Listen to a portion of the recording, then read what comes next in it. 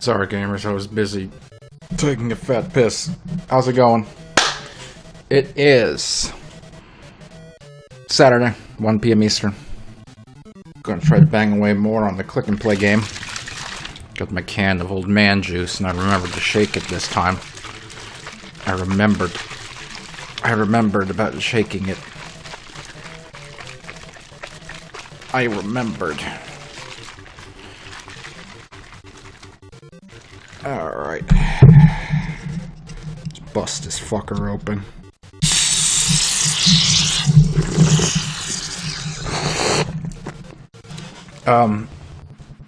Arnold polymers are not carbonated, so I don't know why that happened.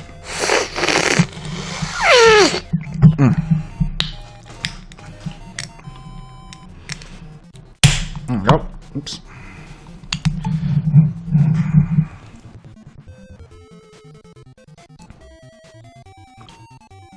Yep. That is what that is. Alright, so I think I got like juice all over my glasses.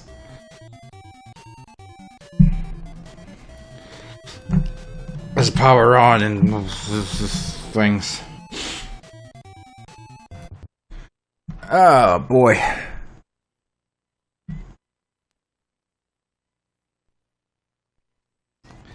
Here we go.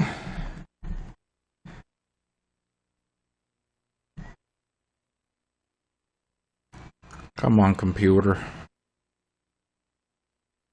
You can do it. You can do it, computer.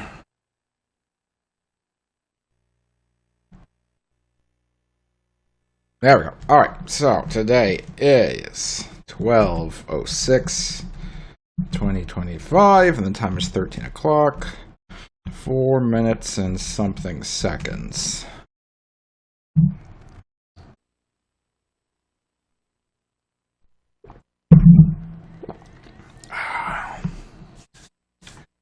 Trying to remember where we left off. We were just working on building out a... Oh, I remember. I wanted to introduce a new enemy. And I ended up drawing a ship and shoving Baby Mario in it. Now that we're here on a new day, I don't know if I want to use that ship. Like, I'm okay with Baby Mario being in it, but I don't know if I want to use that ship. I just don't know.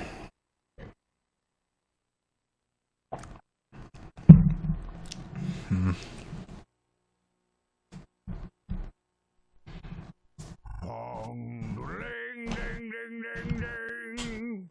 Welcome to Windows 98. Why are you still using Windows 98? What is wrong with you? Stop buying computers from thrift stores, man! Let's see here. Where's my cool tunes to shit to? Where did they go? I had them. I had them here a second ago.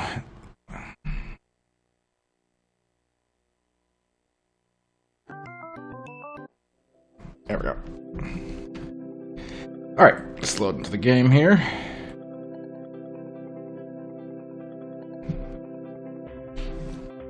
Good old 35%.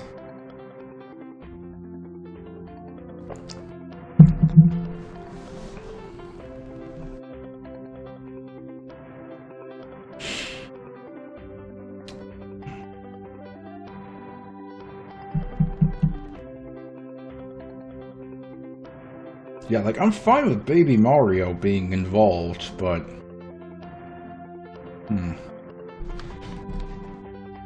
Let's see. Let's see if I can find something that's gonna work for our situation here.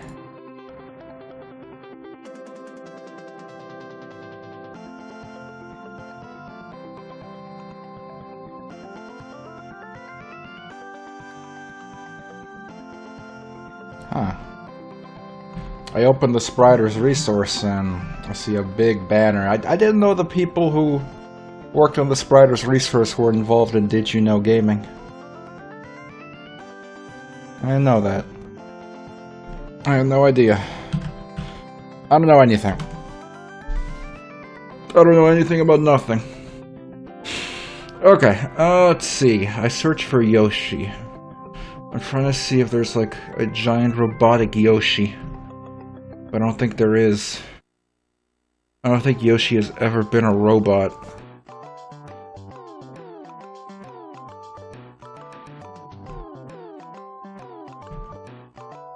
Yoshi may have never been a robot.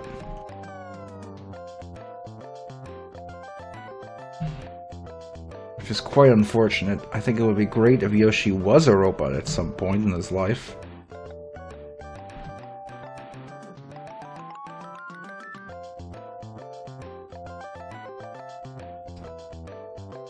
I mean, yeah, cutscenes are always something that we need to work on.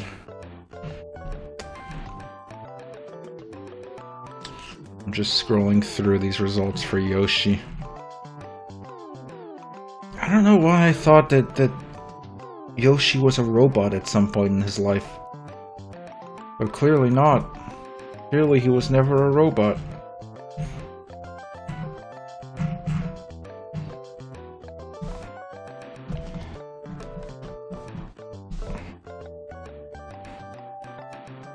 Big enemy. I'll tell you what, before we do anything, I want to see how far along we got.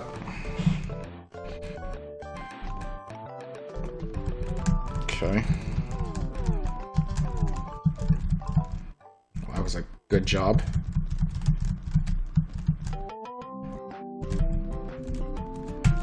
Oops.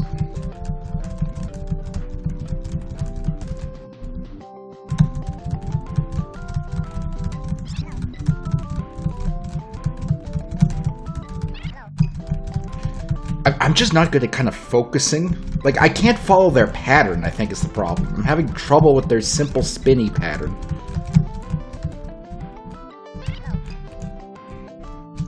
And I don't know why it's such a simple pattern, and yet my brain can't focus on it.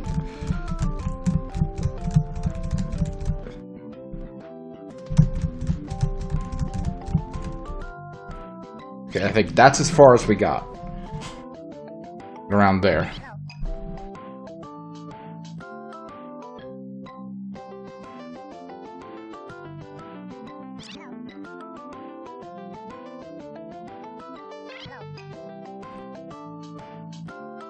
No, we're not Simpsoning. I'm having difficulty with deciding on our large enemy.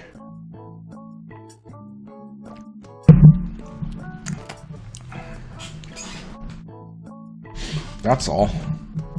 That's all that is. Let's see.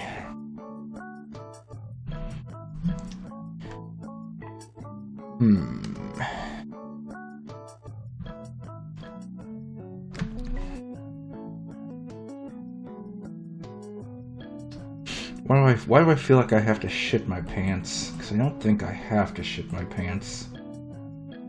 But I also feel like I have to shit my pants. You ever know you don't have to shit your pants, but you feel like you have to shit your pants? I don't know how to describe it.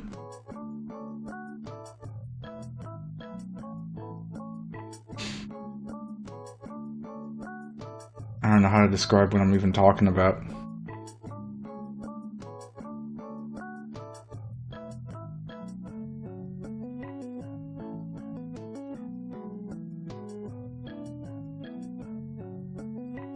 Okay. Let's be very simple about this. Baby Mario.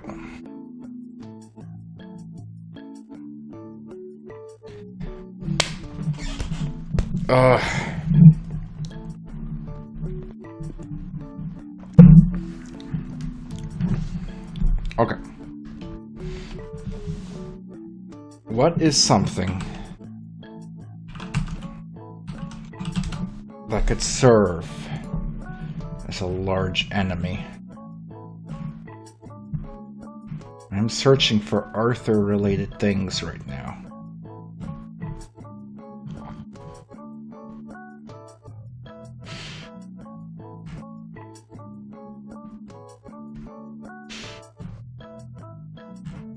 Searching for Arthur-related things.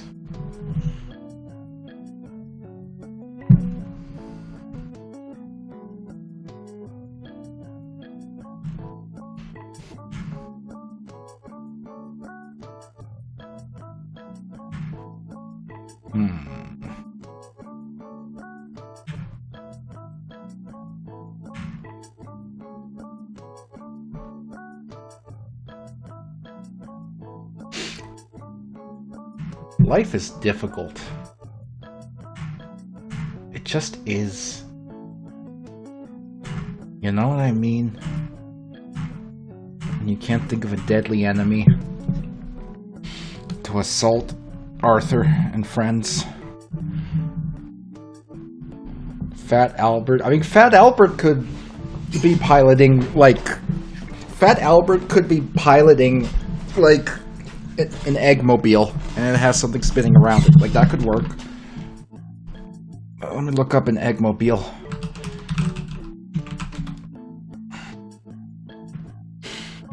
Let's see.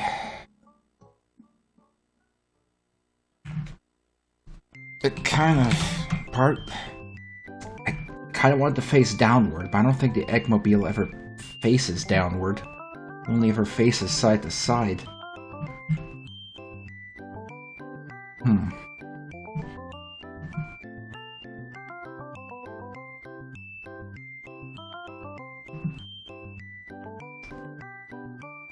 I see some... They're looking at the Spriter's resource, and the Spriter's resource also includes sprites that people have made themselves, and I don't want to use someone else's sprite because I don't. I want to use one from a video game. Let's see.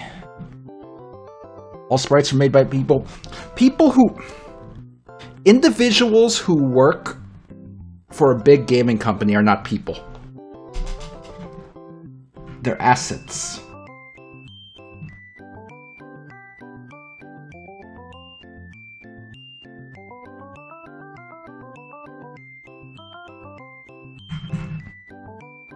Okay, let's see. I'm just poking around the Spriter's resource. Got some ideas of where I want to look.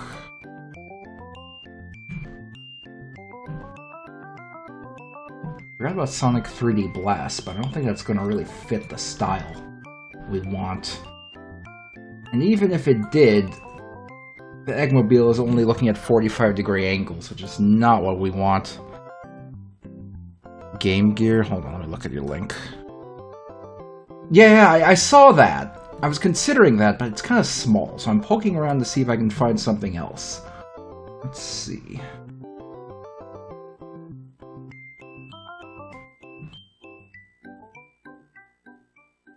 But that might end up being what we got to work with. Take something from Sonic Epoch. I don't think Eggman rides his Eggmobile in Sonic Epoch. I don't think he does it.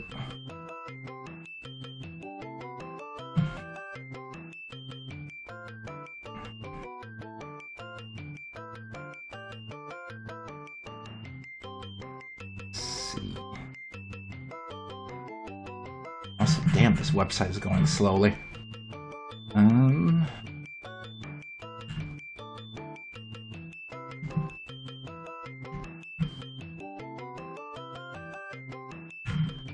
About...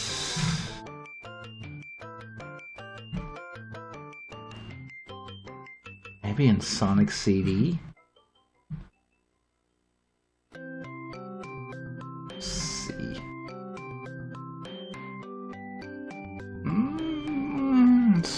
I mean, I see... the thing is, I see something of him facing forward, but the Eggmobile looks stupid. like they redesigned it and it looks dumb.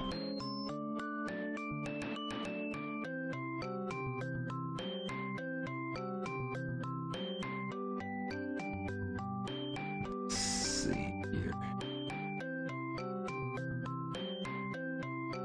See a potential thing he's writing here we could use. Game Boy Advance? That's a little better. We could probably recolor that. It's a bit small, though. Taking a last look through here.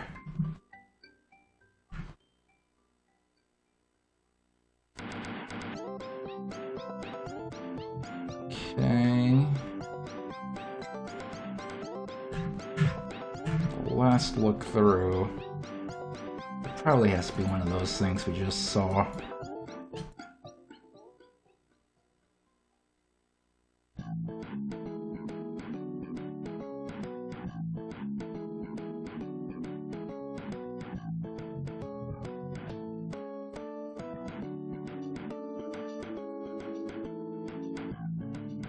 I'm looking at something here. Let's see.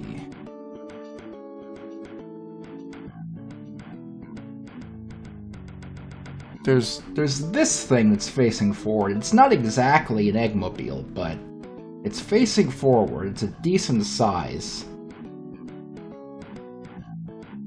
So we could use this as like a base for what we're gonna do with Fat Albert.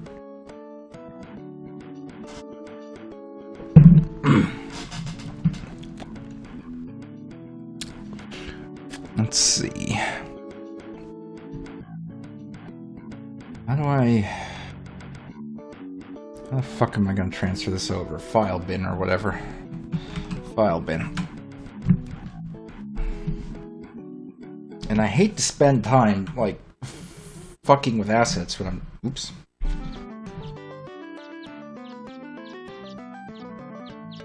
The storage capacity is reached and new file uploads will be rejected. Please come back later. What storage capacity? The overall storage capacity. Somebody filled up filebin.net. Somebody filled up filebin.net. Somebody uploaded too many illegal fucking like images to filebin.net, and now we all have to suffer. Great.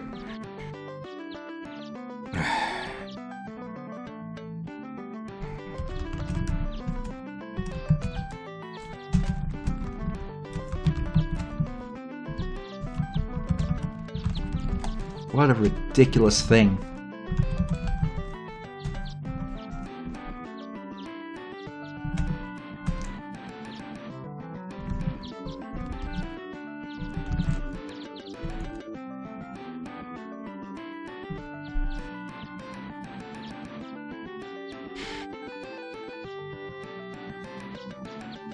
Alright, let's see. And there is just an empty guy over here, which is what we need. Okay.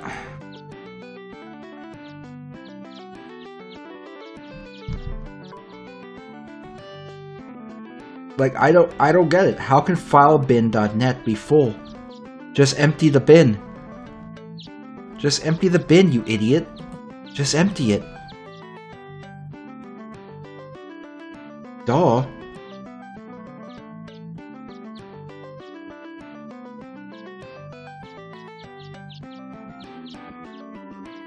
Like, of course.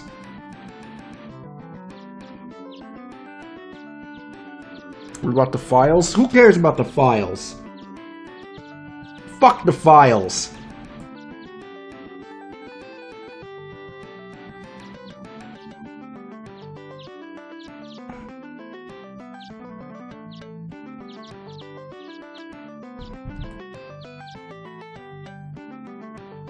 There we go.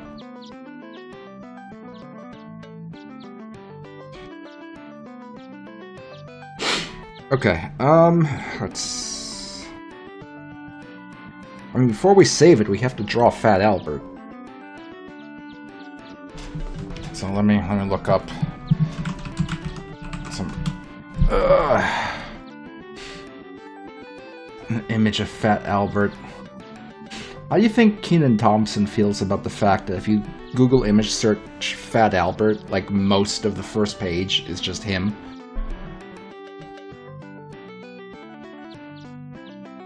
Let's see.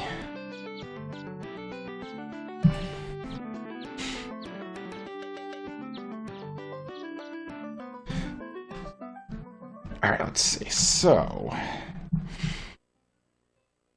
rather than drawing directly on it, we can probably draw near it and then plop him in.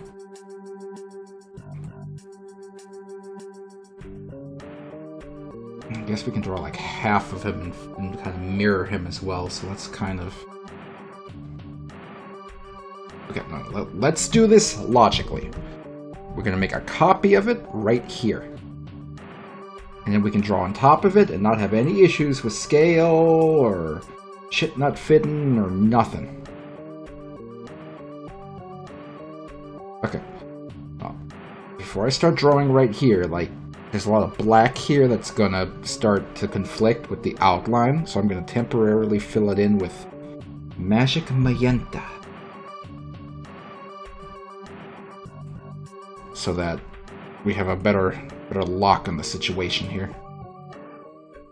Then we can replace it back with black once we're done. Or even another color.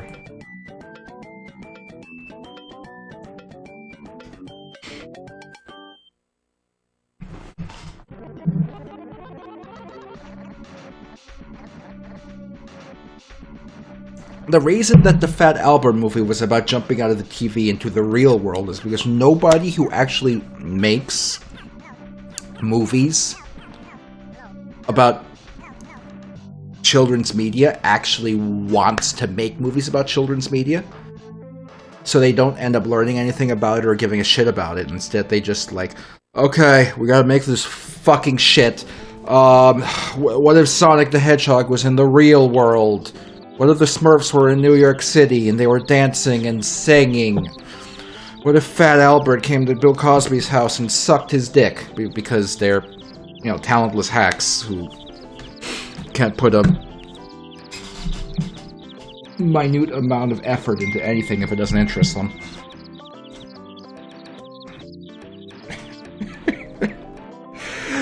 Give me a minute, gamers.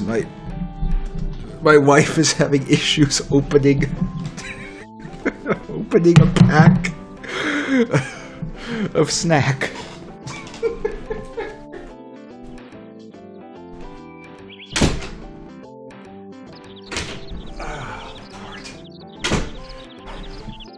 Oh boy, gamers.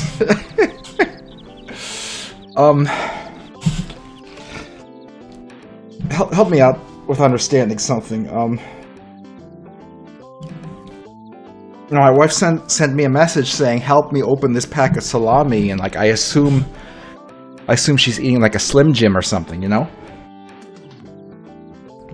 No, I come downstairs, and she's sitting on the couch, and next to her on the couch, she has this entire layout of a loaf of bread, a pack of cheese, mayonnaise and mustard, and a pack of sandwich salami. She's sitting on the couch making sandwiches on the couch? Why? Why is my wife making sandwiches on the couch?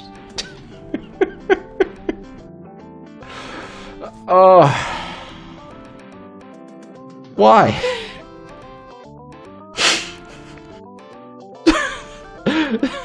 I don't get it.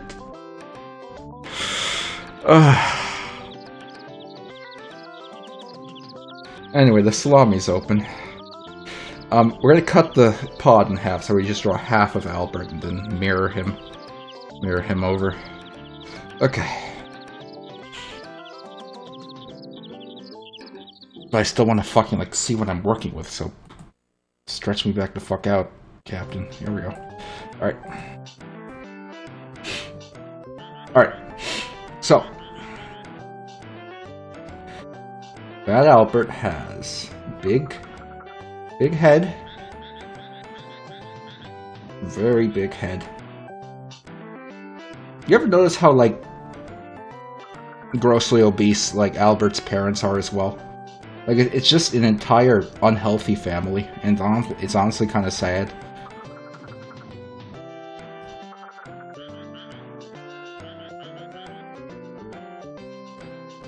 Like, Fat Albert didn't have to be Fat Albert. It's just his parents were already grotesque, and basically he never stood a chance. He never stood a chance because he had nobody to teach him to not be Fat Albert. He was damned from the moment he was born. But, like, let me look this up. Fat Albert's parents.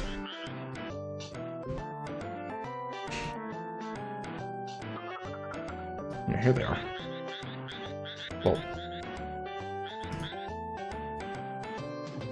let's see.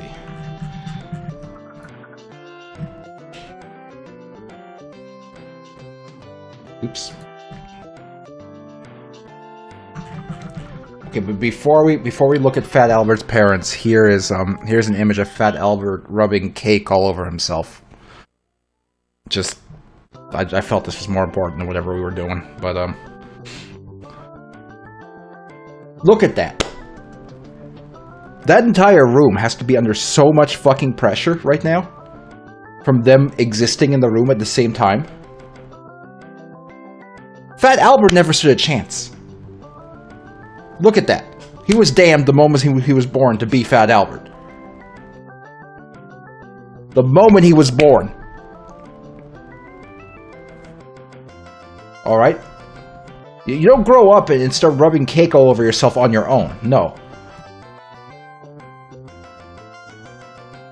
That's nurture. He was nurtured to rub cake all over himself. Also, what are they eating? Because it kind of looks like it's sliced like pizza, but it's all one color. And there's like a big brown lump on it. I'm not really sure. I'm not really sure what the fuck they're eating.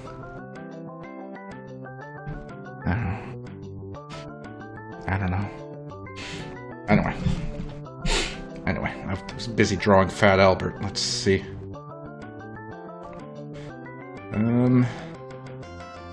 So he's got eyes.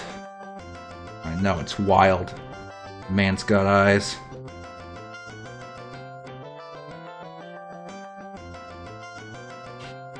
Not the best eyes, but we're working at a very small scale here with this face. Let's see. He's got a big ol' honker of a nose that we're gonna have to try and make room for here. We might end up adjusting that a bit.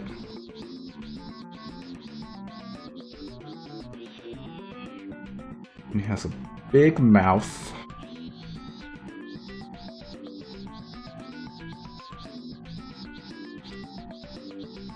We might actually have to move the whole head up here a bit.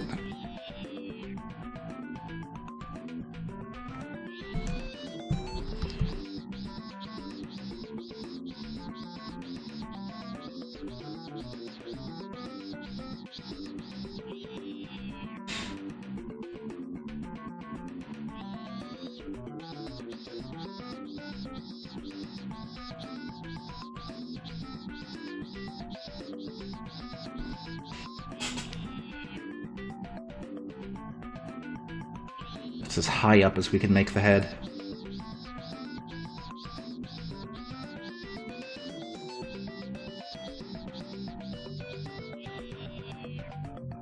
Okay,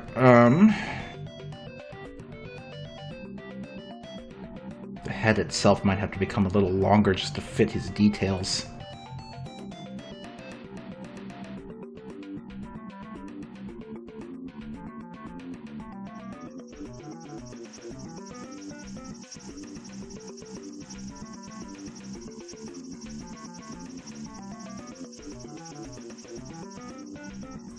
This smile is too big. Okay, let's focus on the core of the smile. before we get to the mouth of the smile. Like that. Need more room on this face is what I need.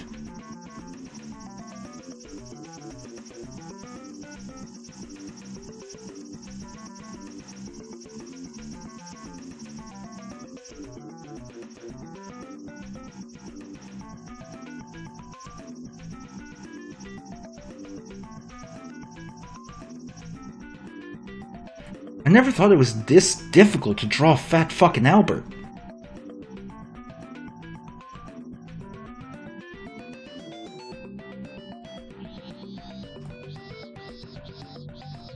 He's got like lines on his face from being fat.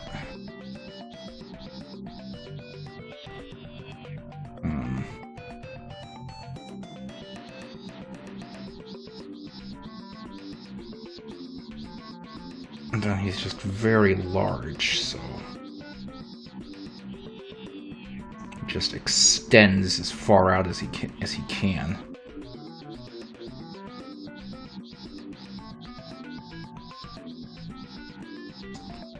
Let's see.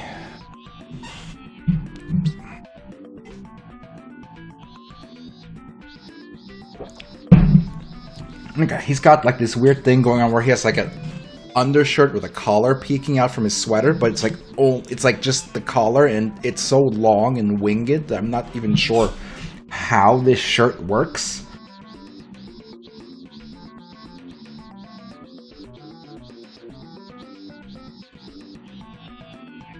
It's kind of like that. And then there's a collar. Okay. Like, there's not even room to draw his arms because of how enormous this man is.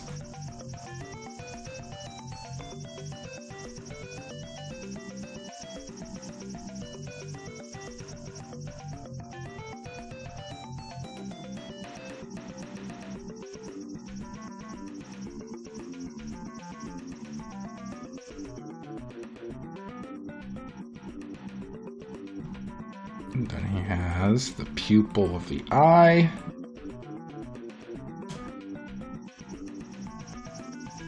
I think we could stand to do one of those.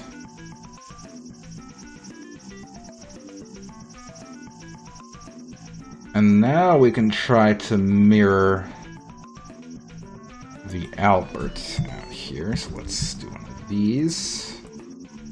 And we're going to split him.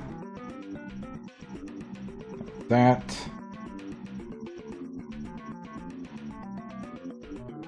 And get rid of some of the part here so that we can eventually pop him into place.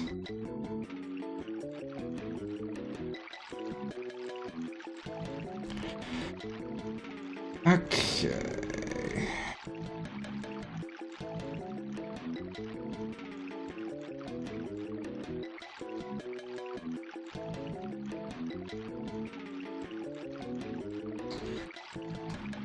His skin is a little lighter, but I guess we'll do that in Click and Play, because the importing it into Click and Play is just going to murder the entire palette anyway, so.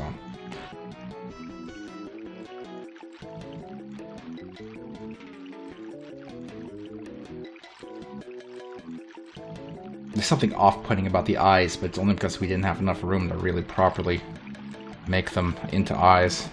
Oh well. Anyway, let's cut him out and plop him into our base unmodified plumpkin over there.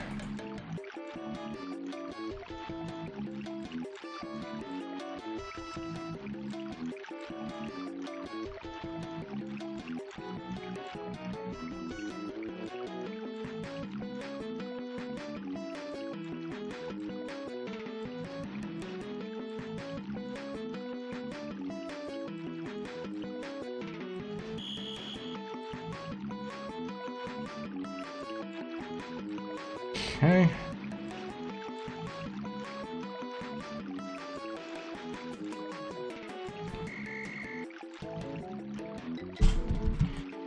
copy him.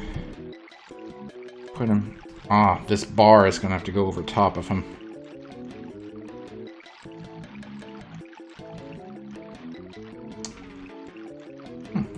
The shape of the ship is a little unsymmetrical, actually. Which is kind of weird.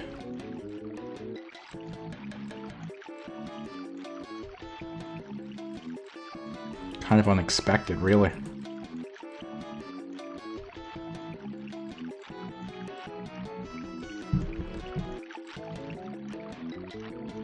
I'll put another copy here, so that we can work with this better.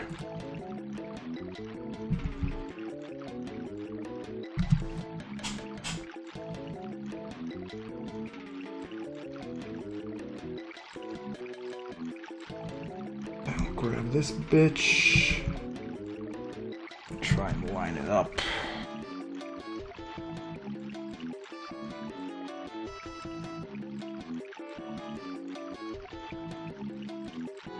There we go.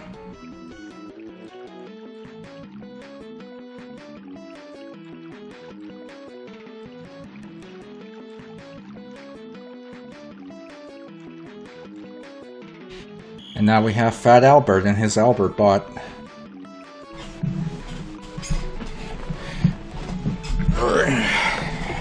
Alright, now we just have to turn this into a 256. Save. Albert bot, and then one more as a 256.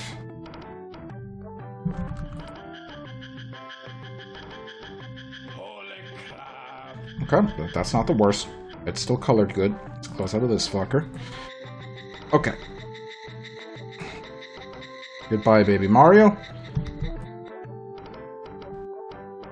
Hello, Albert.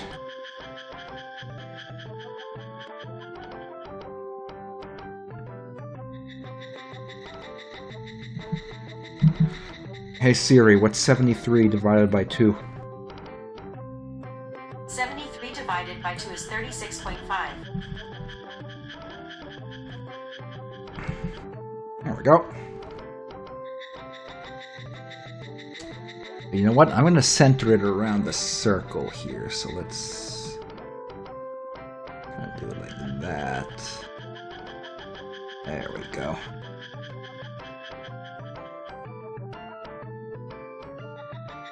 There. Now, how terrifying would it be if you saw that coming towards you? You'd be shitting your piss. That's what you'd be doing. That's exactly what you'd be doing. Okay. And then he can have some kind of energy shield twirling around him. So he's approximately a weird 73 by 73 for a circle, but okay.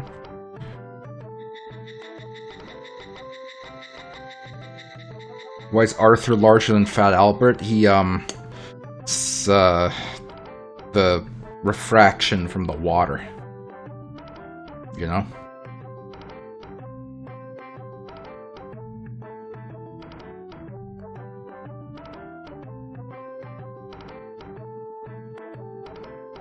I'm trying to think how I want to handle the shield going around him. I just remembered, we talked about adjusting his skin color to be lighter after we got him into Click and Play. Let's do that real quick.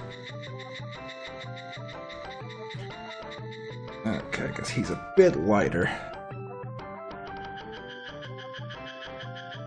The weird thing is his skin almost has a green tint to it, but I don't think we're going to have a green tint in here that we can work with.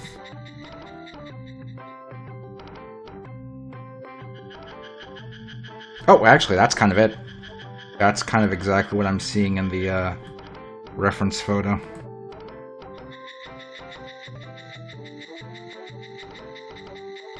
There, now it's really Fat Albert.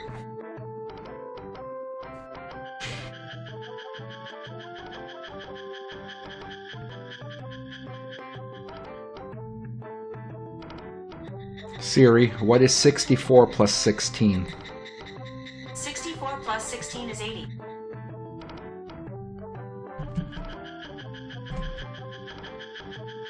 Okay.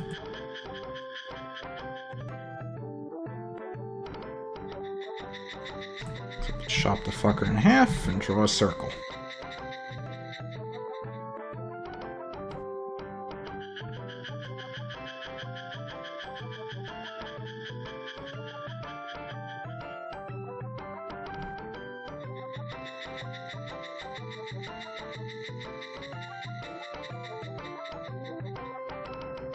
Then follow it up with one of these.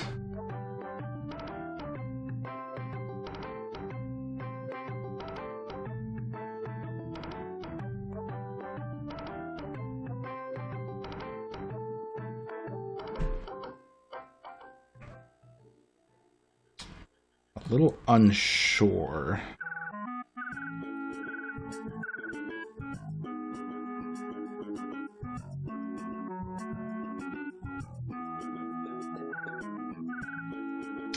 It might have to be bigger. I want it to be a little further away from him.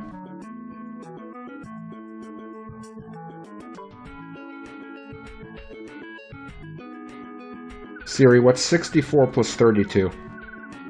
64 plus 32 is 96.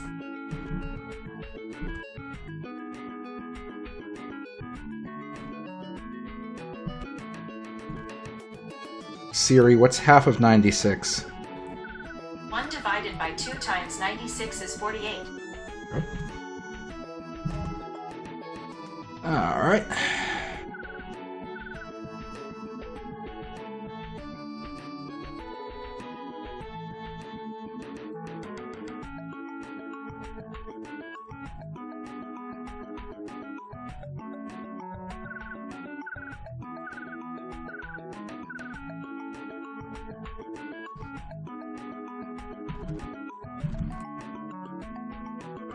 Go.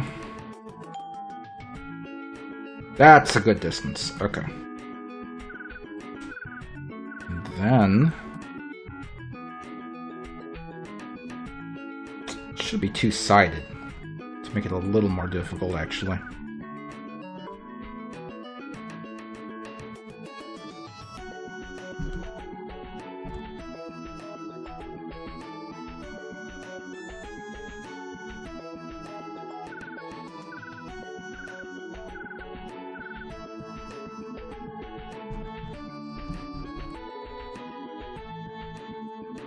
There we go. There. And we're gonna get rid of some of the little nubbins down here, because that's part of the hitbox, and we don't actually want it to be that easy to hit him. So let's just cut that the fuck out.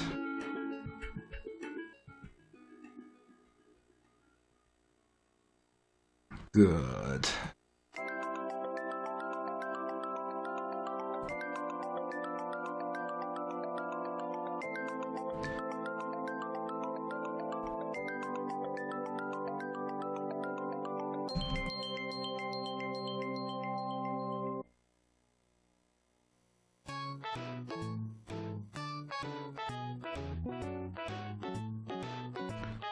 It should spin a little slower than that, but that's generally what we want.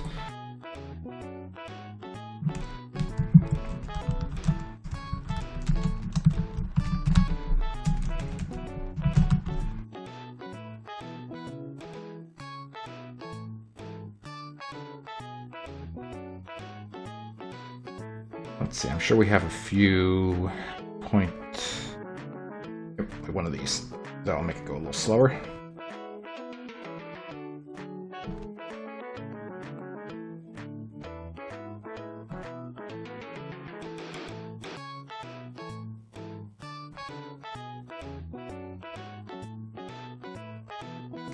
That doesn't feel much slower.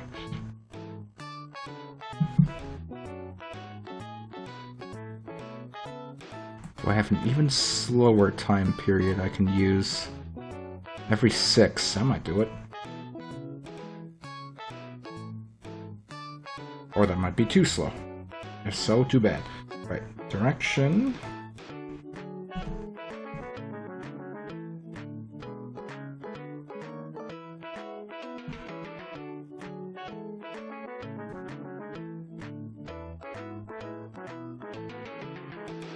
a little slow.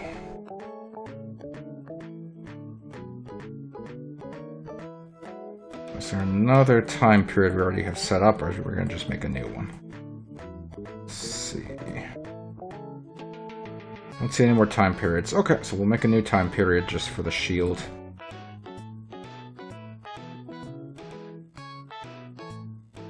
Does Bill Cosby have this ability? No, if he did, he wouldn't have ended up in prison. Okay, try 3 milliseconds. And now we can just adjust it from here.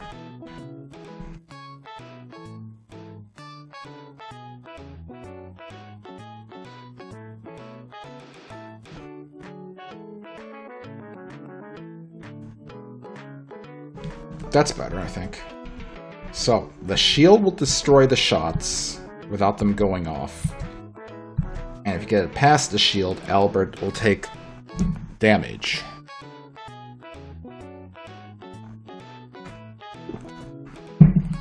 Save before we lose anything.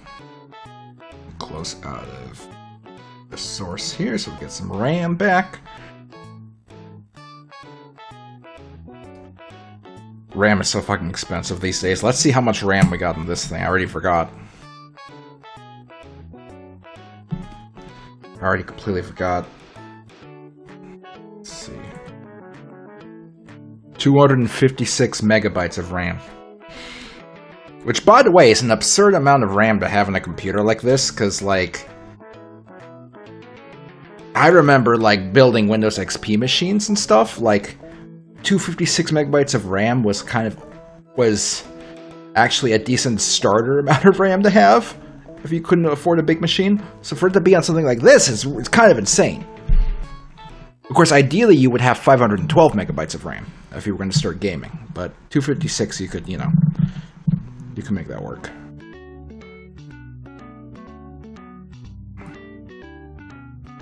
Okay, so if a shot collides with the Albert shield, then the shot will be destroyed.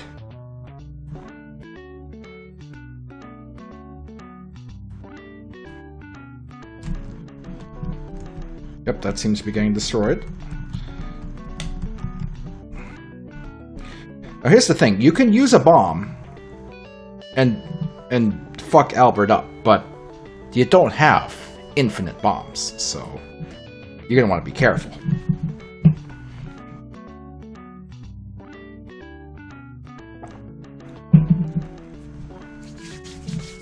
You're gonna want to be careful.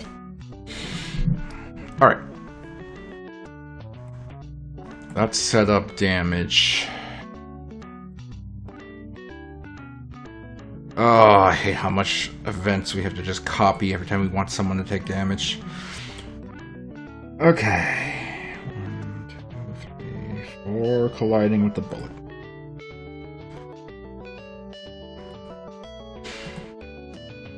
I would say what's been going on in gaming recently, but we already covered that yesterday.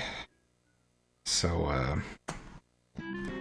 don't think we're going to cover that again right now.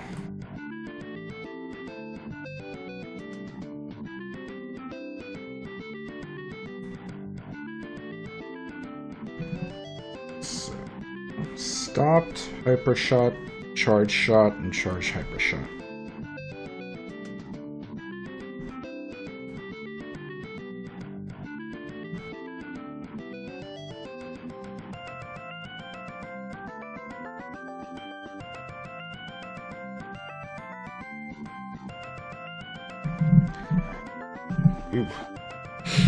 Alright, so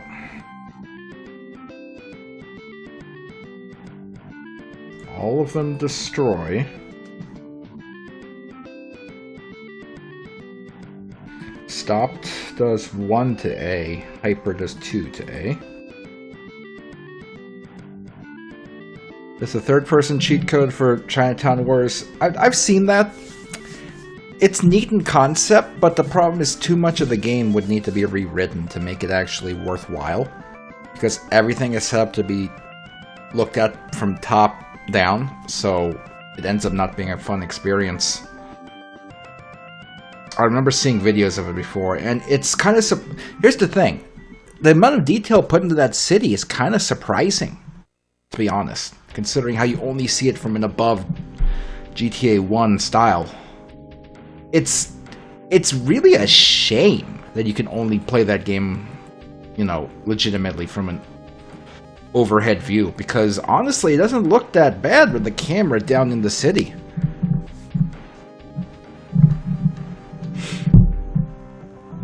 Like, if somebody could, like, crack that fucker open and rewrite the rendering to properly let you see ahead of you and replace all the flat characters with proper 3D models, that'd be cool. I wish somebody would, like, set up, like, a decompile of fucking Chinatown Wars, because, I mean, I feel like that's a game that could genuinely use the massive change to it. You know? It really could.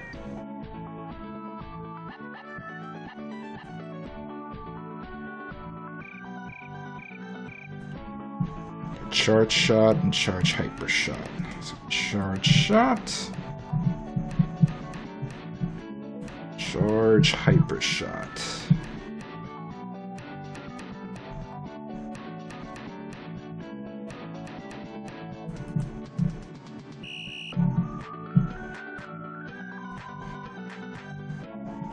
I kind of enjoy the gameplay of purchase items in one part of the map where they're cheap,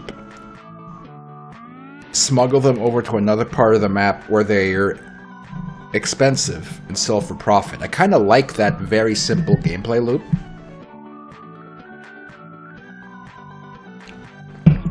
And Chinatown Wars has that baked directly into the game.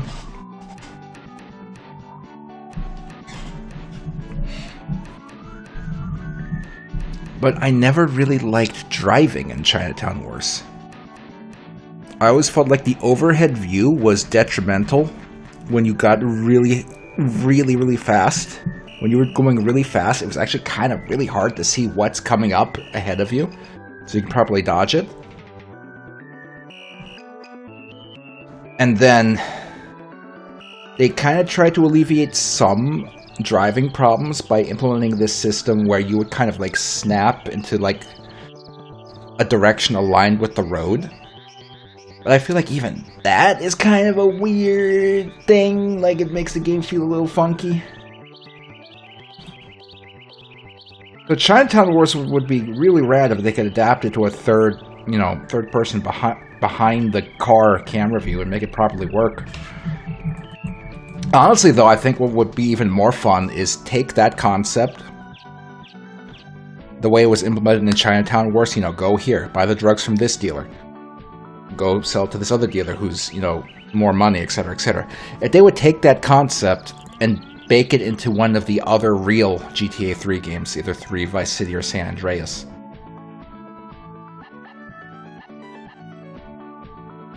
And to be honest, it probably wouldn't be that hard to do. Like, the way that the GTA 3 trilogy works is the whole mission logic of the game all runs on a big script system, using its own proprietary scripting language, and it probably wouldn't be that hard to just wipe out the existing mission setup and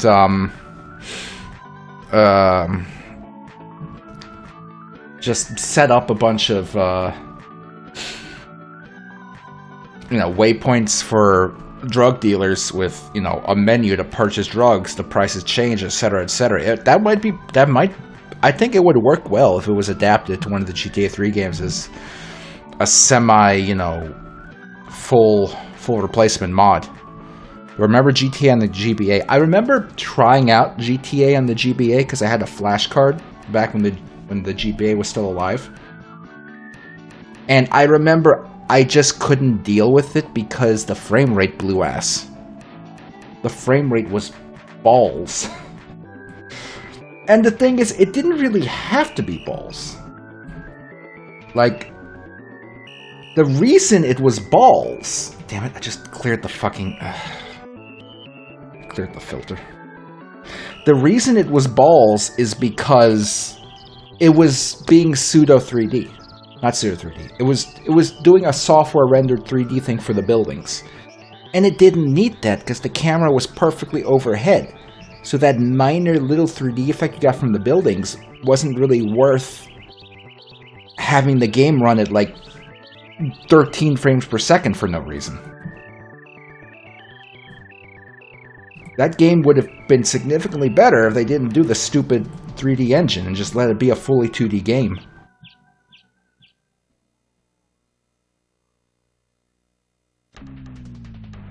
But because of that, I never got into it. I remember I had a lot more forgiveness for the GBA version of Driver 3, which tried to be a full 3D game. With a proper, you know... Let's see.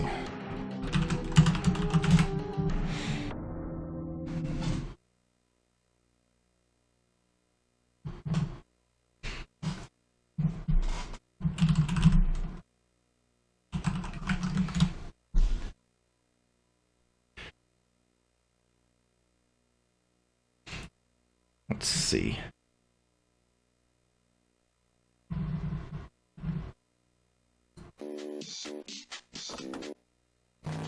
Here, look.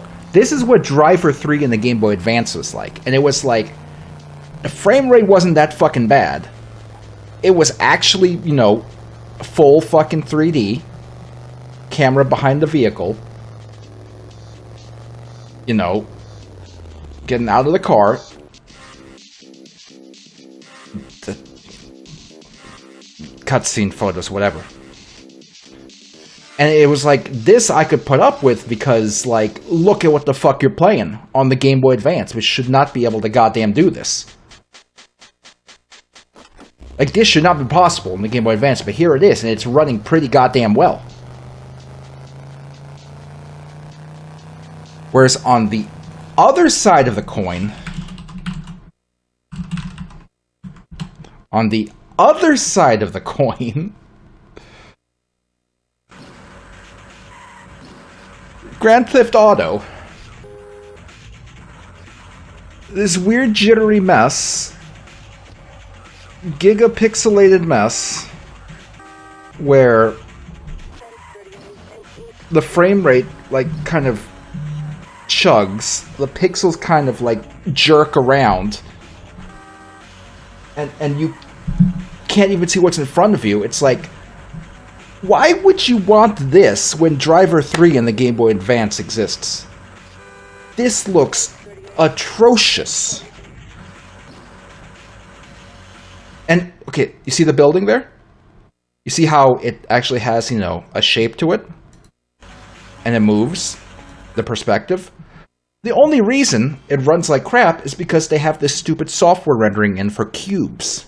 And the cubes make it slow to a crawl. When it could have just been a flat map and probably ran significantly better.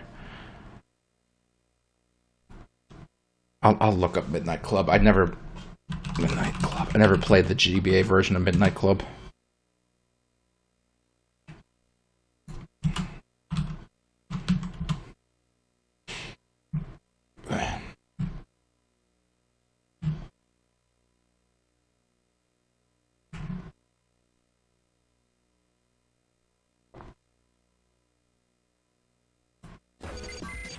Oh god, what's this fucking 144p? Get out of here.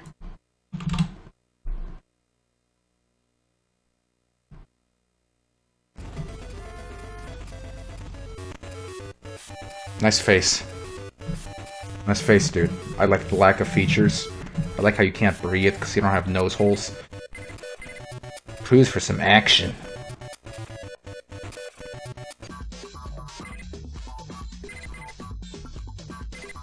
Is that a pallet of wood? What is that?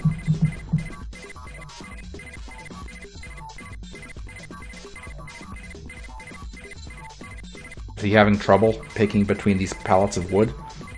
Oh, okay, there we go. Oh, damn, that's a lot better. Well, except for that camera. What the fuck? I don't know what that camera is. Okay, that's better. That's a lot better. Look how well this runs without the stupid fake goddamn, like, 3D effect on the buildings that you don't even notice. Why couldn't Grand Theft Auto on the Game Boy Advance have been like this? This is perfectly acceptable. Why'd they do it the way they did? What a stupid thing. What a dumb fucking thing. Ridiculous. Ridiculous.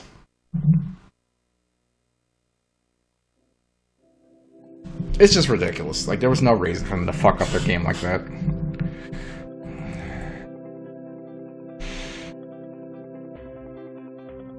Okay, bombs and bomb explosions. Let's get that done.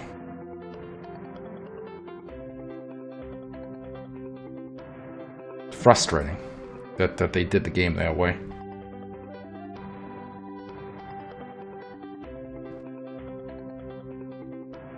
It could have been decent.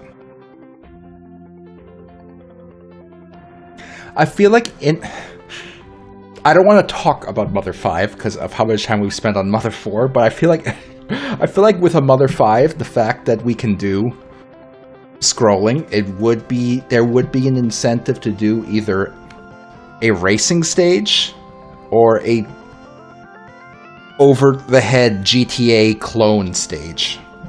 I feel like there would be a good reason to try that.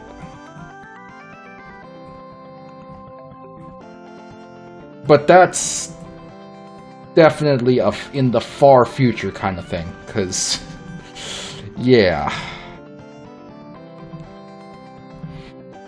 Then the explosion object.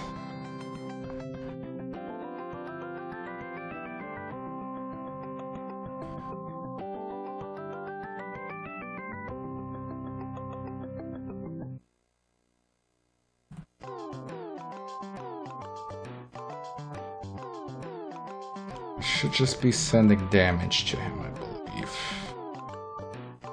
Yep.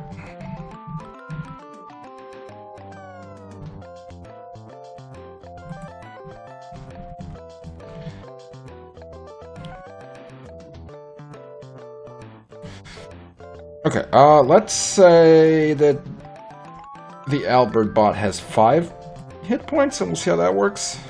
We can always tweak it.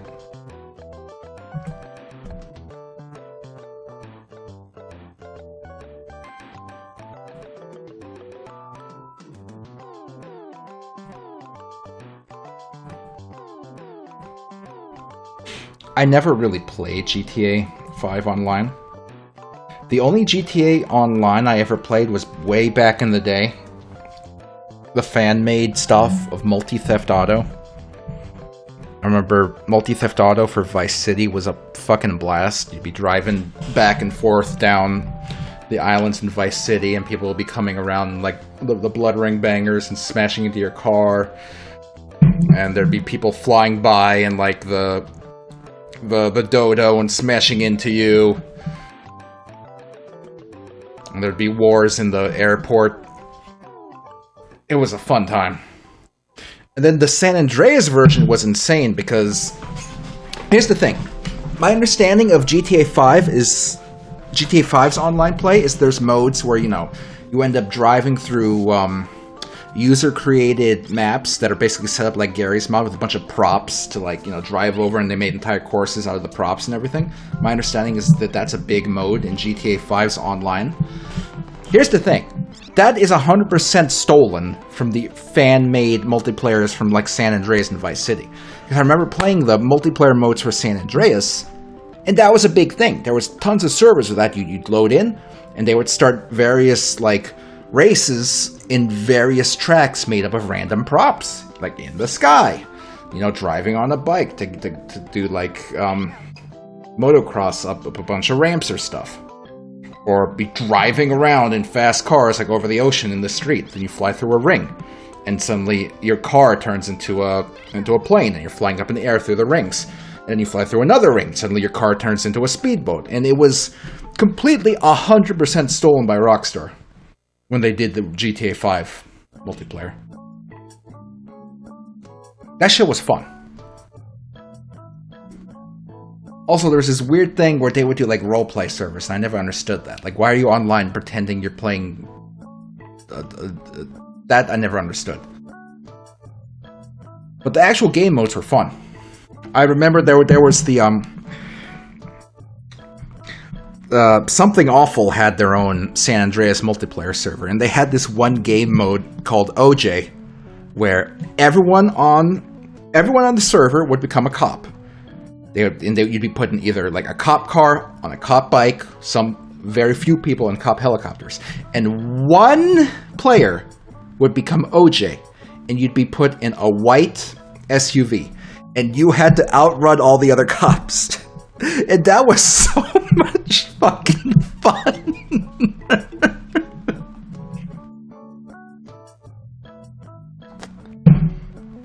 Man. Fun times. I wish I could go back to play some of that, but there's the only people who still play like fucking GTA Online or those old games are morons who are into like GTA roleplay, and I don't know what's wrong with their brains that they do that.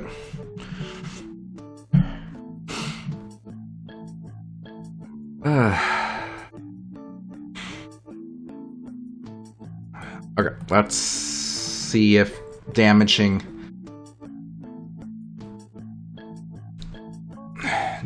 him works. But yeah, that shit was fun. Yep. Oh god. I didn't destroy him. He's infinitely exploding forever now. Whoops.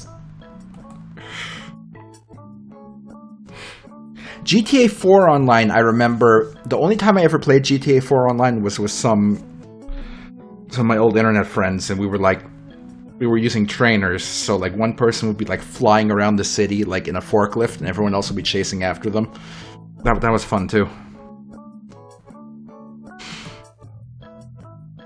Okay, we want to destroy the fucking Albert machine and his shield. But yeah, the most fun was definitely the fucking Vice City and San Andreas multiplayers. That was the most fun.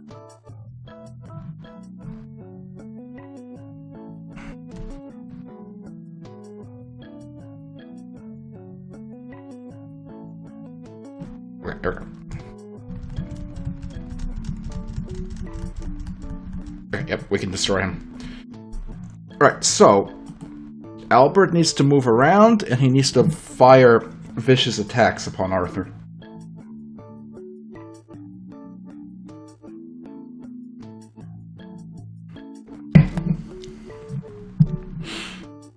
So I figure he can have some missiles. He can like fire some missiles that'll like shoot out this way and then like curve towards Arthur.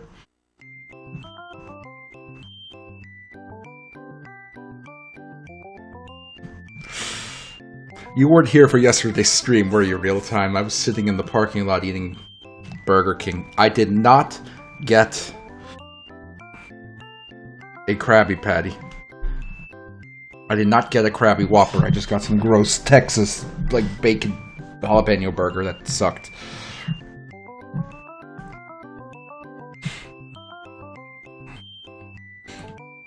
Okay, we need little tiny missiles for our boy, big man to shoot out. That seems like a decent missile size. So, we'll give the missiles one of these kind of things. It's going to be the head of the missile, and I realize it's going to look like a robotic penis, but don't worry about it. It's fine. It's fine if this is going to look like a robotic penis. It'll be okay. We're all going to be okay.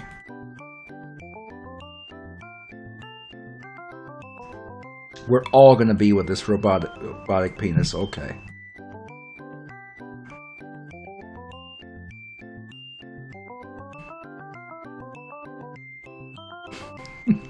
I shouldn't be laughing at my own shit!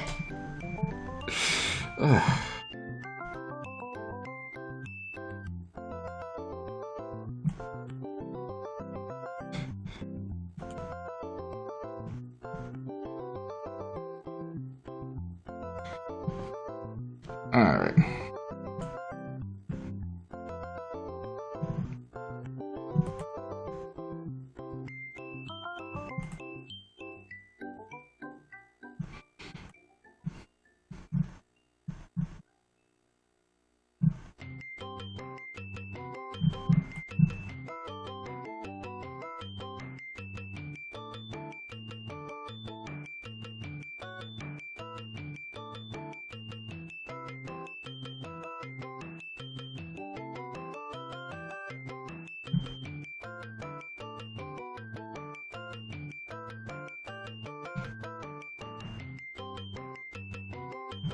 Alright. It's got like a warning stripe on it. You were warned of the robotic penis. It needs to have a little kind of propulsion at the end.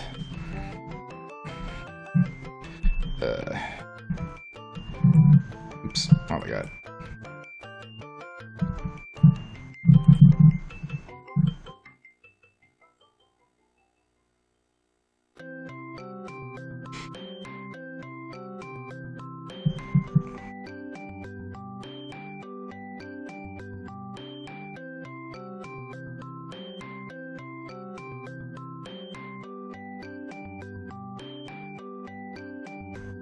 More like that shaped.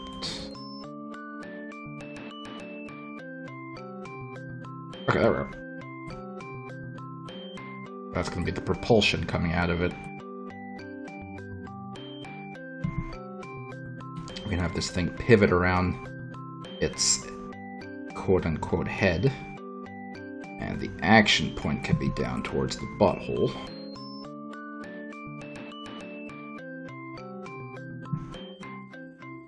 It's gonna animate very quickly with just the part back here blinking on and off.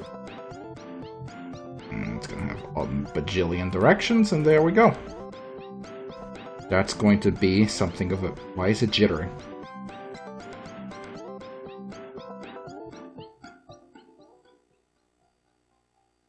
Like, really? You can't keep your fucking hotspot straight?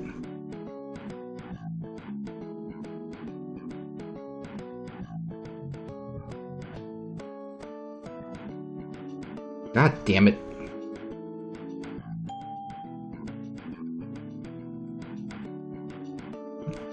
Later versions of Klik Team products don't have this problem. They just work.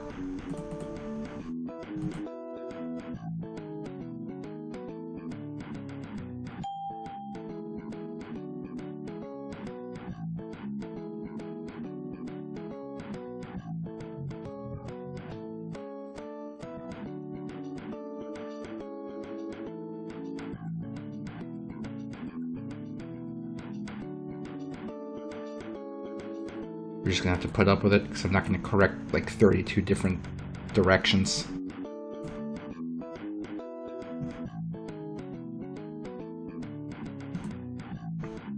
And I figured they can have like a small puff of smoke coming out the end.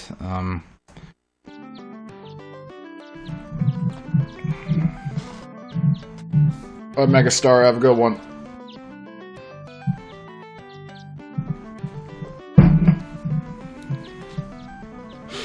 We already done a puff of smoke in this game. Wonder. I feel like we have, but I don't know where.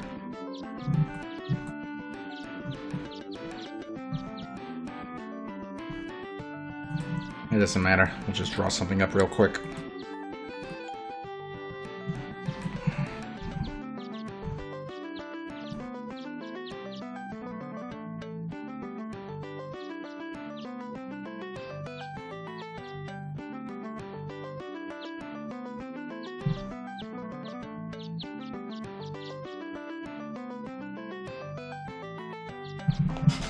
Okay.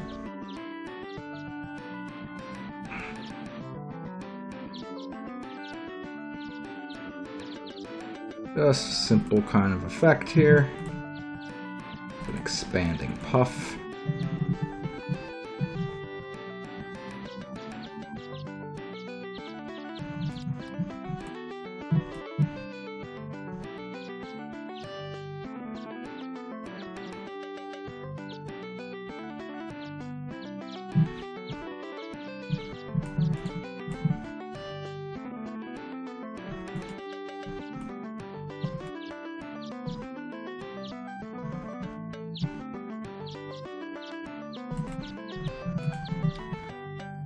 We're gonna hit basically the biggest size here.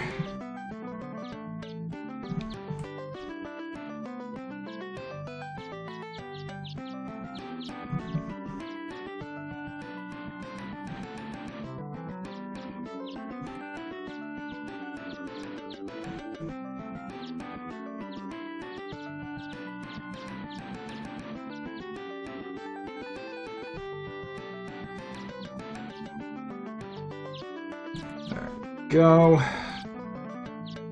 Just puffy ass smoke.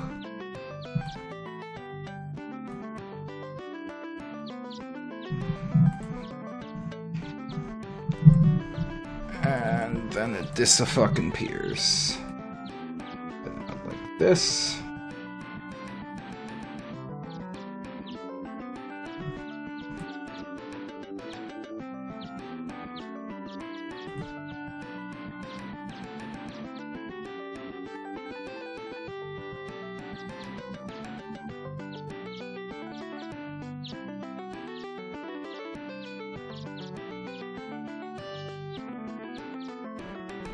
And by here it should just be, you know, little bits and shits, twits.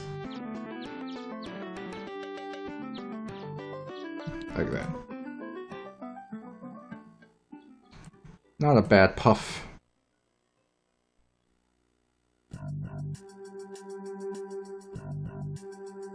Animate a little slower.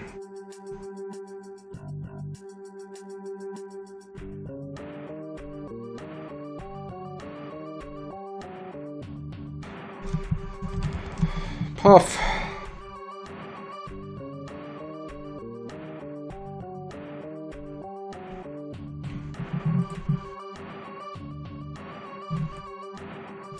And when its animation is finished, it gets destroyed.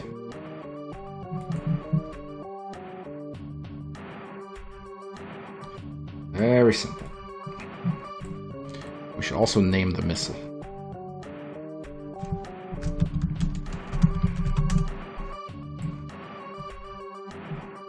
At the start of the level, we destroy the fucking missile. Maybe the puff of smoke as well. Alright. Okay, so before we move him around, let's kind of work on his attack.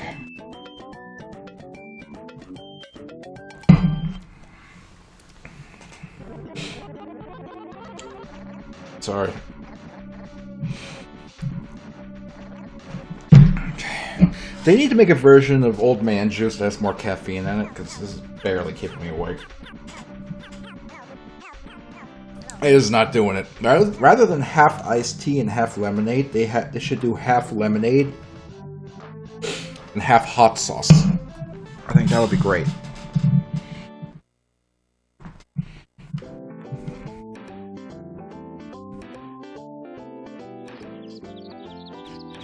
Okay, let's see. So, if the Albert bot exists, let's say that maybe every 3 seconds he can fire off a lobby. Maybe. Let's give these guys the bouncing ball movement.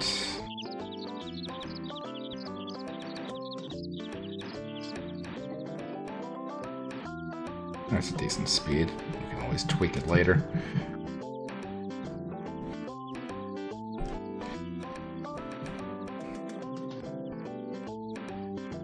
We'll try to have him shoot him out, and if that doesn't work, we'll have him create them. I don't know.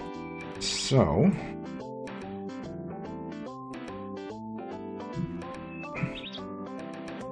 he's going to fire them out to the side, and then they will start to home towards Arthur.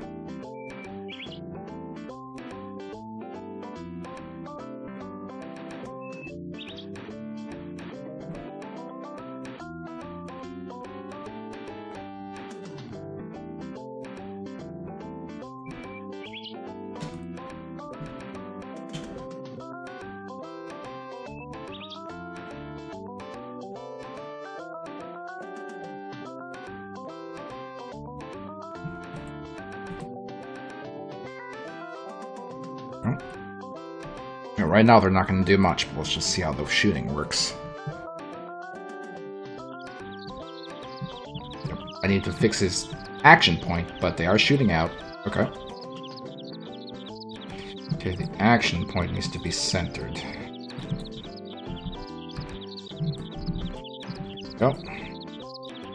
Try that again.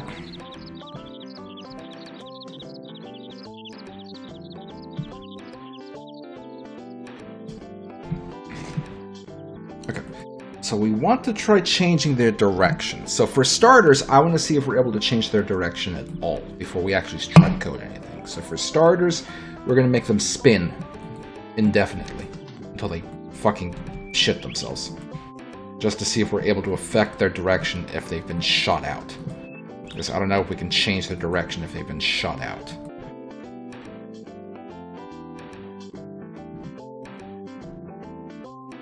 Oh, we can. Good. Alright. So that'll make things easier.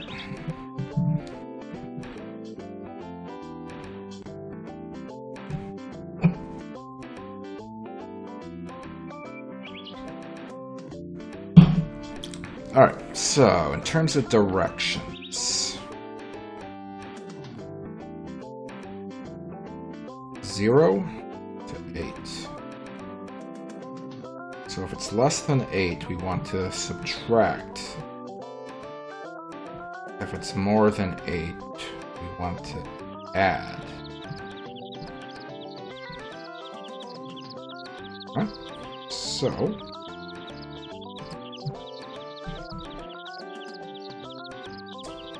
right, the difficulty in doing math on its direction.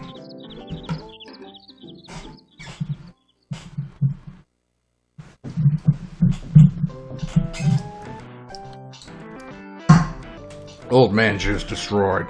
Alright, so we will work around this by always setting the missile's alterable value A to its own direction. That way we can actually properly do some math on the direction. Okay, so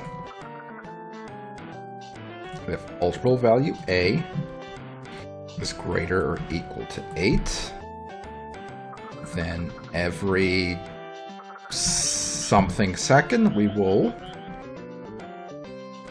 set its direction to its own direction plus 1. And if it's less than 8, we will subtract instead.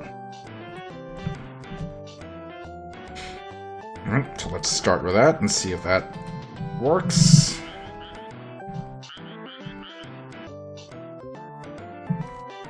Not quite.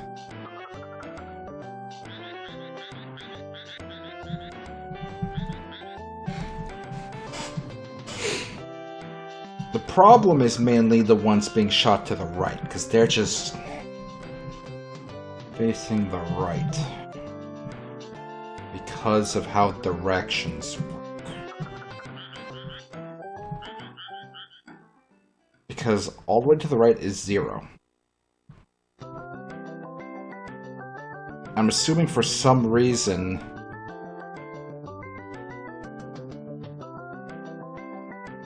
setting it to subtracting it to try and make it -1 is not being friendly and looping it back down to, you know, to 31. It's being a bitch and purposely making us have to do it ourselves. Okay.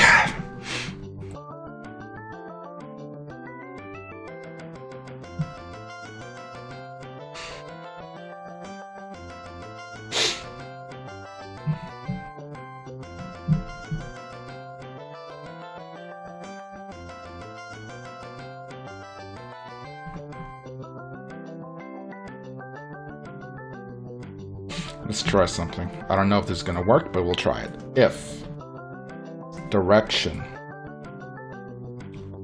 is to the right,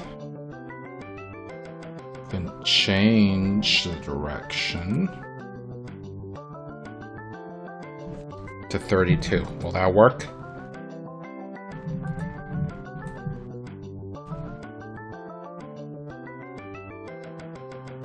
No. I bet if I set it to 31 it would work, but that would be skipping over an entire direction. Notch is fat. Huh. I know what's wrong. My code says if the direction is greater than 8, then we're going to make it turn to the left. If it's less than 8, we're going to make it turn to the right. So the missiles being shot out to the left are going until they're facing all the way to the right. Because as soon as they face enough to the right, they're going to end up facing direction 0. Which is going to make it try to go in the other direction, and it stables out. Meanwhile, the missiles being shot to the right are going poof. They're less than 8, so they're going, and then as soon as they hit here, they're stopping because the other direction is pushing against them. So what we need is to kind of clamp what we're doing. So let's look at the directiometer again. So 24 is kind of where we want to stop fucking with things. So greater than 8, but less than 24.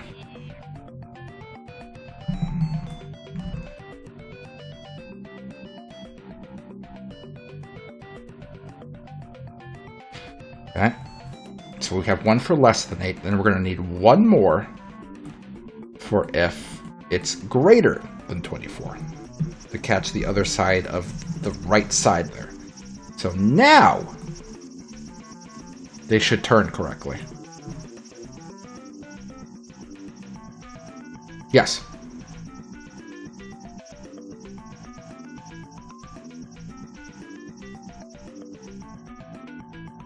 Okay, so a few things. One, we want the missiles to move a little slower. Oh man, I'm just realizing that means I have to change each of these fuckers' speeds.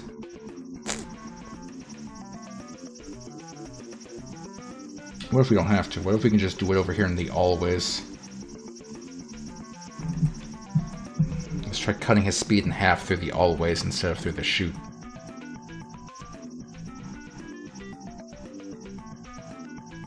I'm not actually sure if that worked.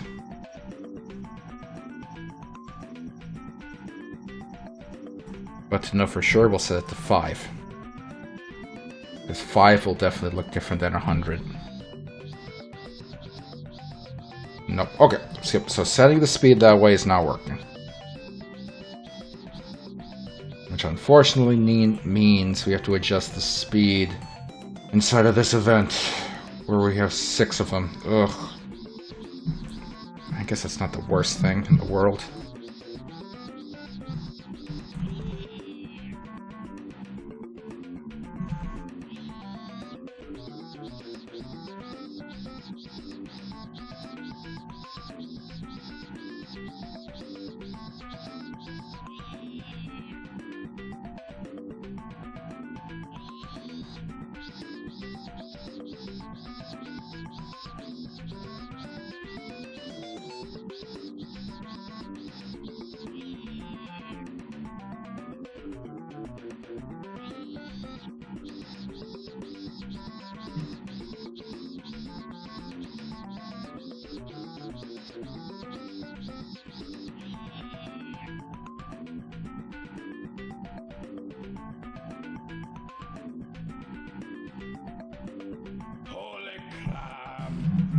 Okay, let's see. This isn't that bad. I thought it was going to be a lot worse.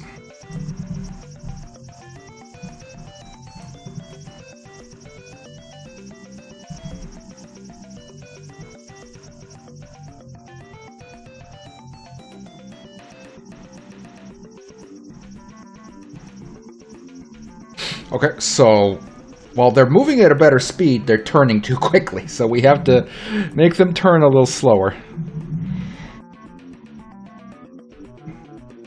No problem. Let's try adjusting it to 3. Let's see. Oops, let's see how that works.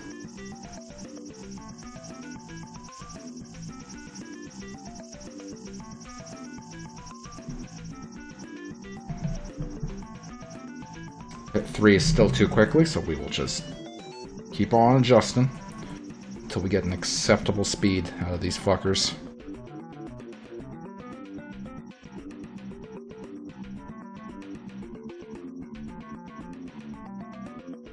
Is that better? You know what? One more pip slowly, and we'll see how that looks.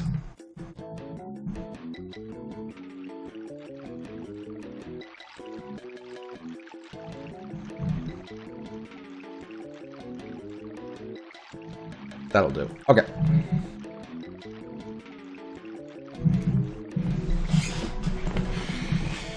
Alright. Sorry. Just getting comfortable. I'm clearly uncomfortable here. Okay, so. If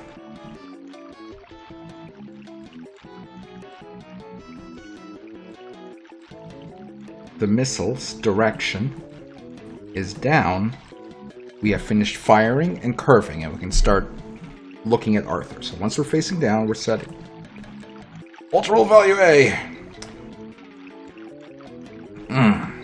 to 1. And up here for this direction code, we're going to add in one more thing to say we're only curving it downward if ultra value A equals 0. That way, we don't start doing it afterwards. So, if ultra value A equals 1, because we finished curving, and Arthur's X position is greater than the missile's X position,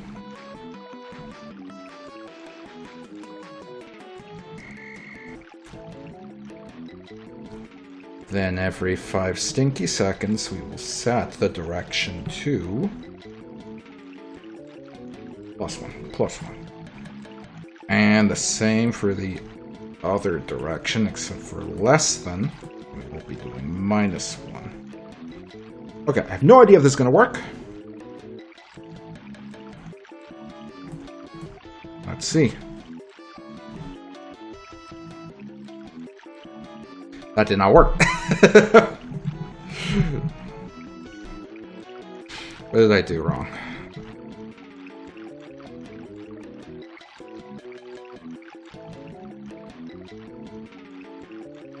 I'm an idiot. I'm already using ultra value A for the fucking direction of the missile. I need to use a different alterable value. Alterable value.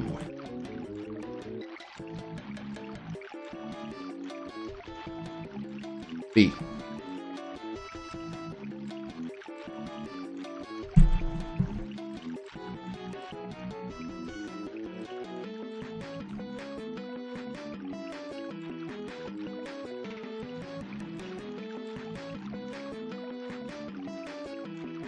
Okay. Now we'll try it again.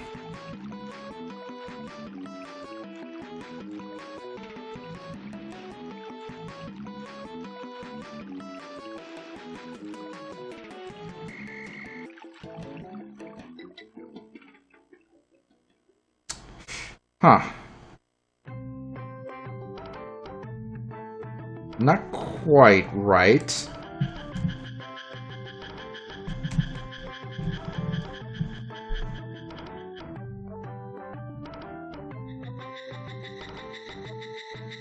Not even sure what they're doing.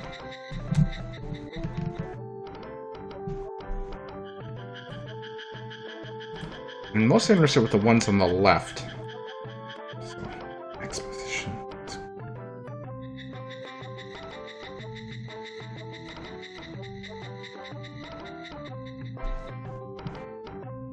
Arthur's X position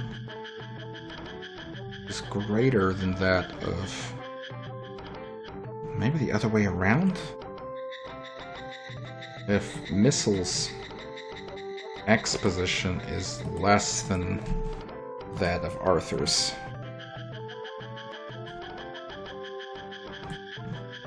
And then one more, but flopped around.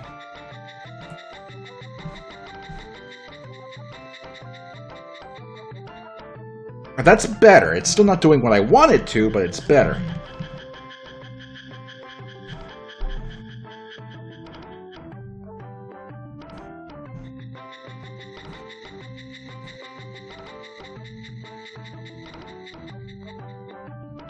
think the problem is that the missiles don't know when they're looking at Arthur. They only know Arthur's general position.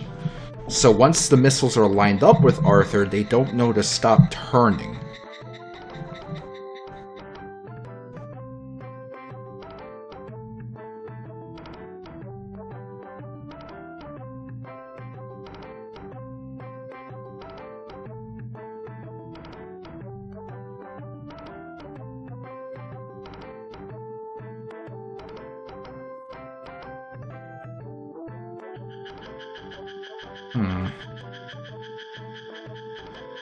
Here's the thing, I don't want the missiles to perfectly home in. I want them to kind of attempt to look towards Arthur. But not perfectly look towards Arthur, and that's the difficulty here.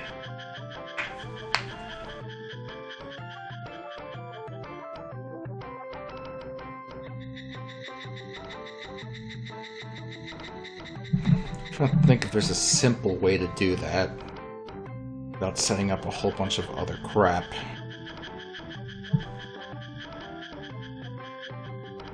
I'm not sure if there is.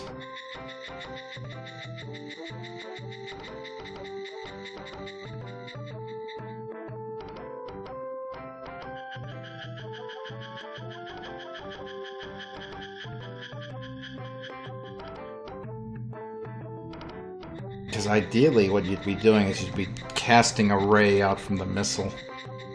And wherever the end of the ray ends up, you kind of compare that to where Arthur would be. And if that point is like below Arthur, then on the next frame you have the missile turn a little bit clockwise. You have him keep turning until that ray intersects with Arthur. But you can't cast rays in Click and Play, so that's not really gonna work.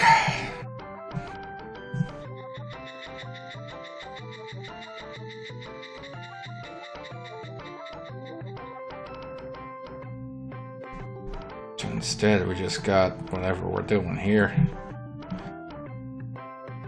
I mean, yeah, we could do a long invisible object from the missiles. The thing is, I don't want to have another object associated with the missile, because the act of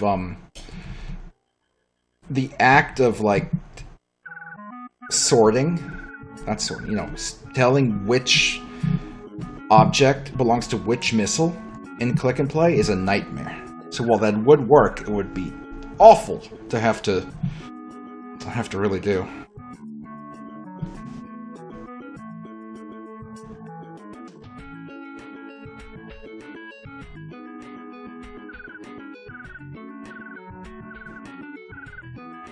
We might just have to make the missiles more aggressive than I'd like.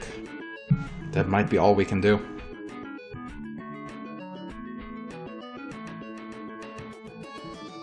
So once we've reached the downward thing, every 5 seconds have it look in the direction of Arthur, which sucks, but don't know what else to do about it.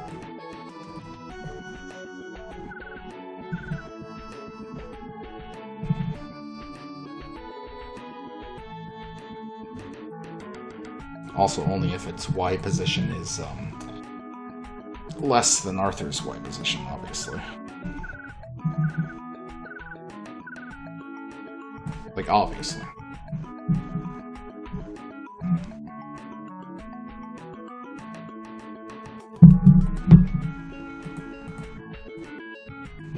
So this is not ideal, but...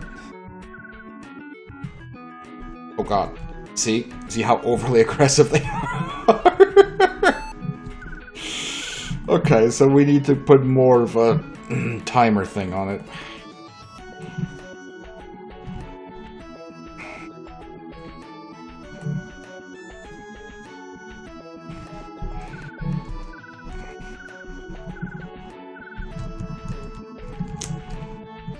Okay, and that's too much of a snap, almost.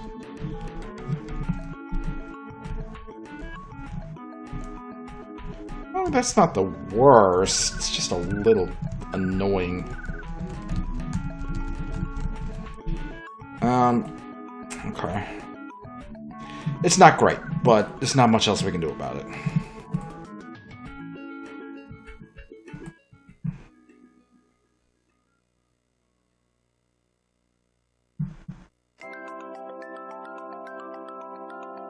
I believe we had a timer up here I wanted to piggyback something off of every 6 seconds. So every 6 seconds we're going to create a smoke puff relative to the missile's action point, and we'll see if that looks nice.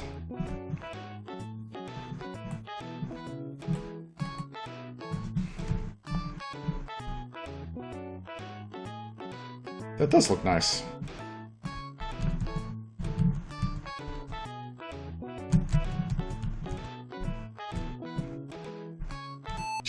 I just hate how the missiles have to be. Ugh.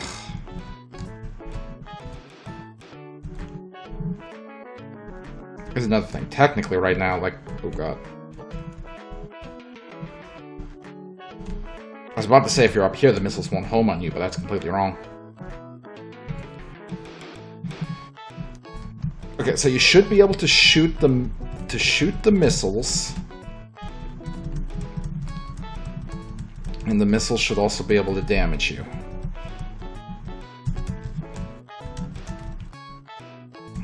And I'm just now realizing I don't think those smoke puffs are being cleaned up, because I think we just hit our active object limit, because I can't shoot anymore. Oh, you know what it is? The missiles aren't being cleaned up.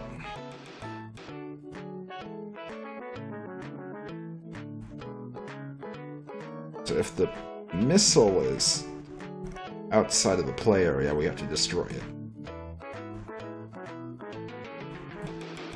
Try that again.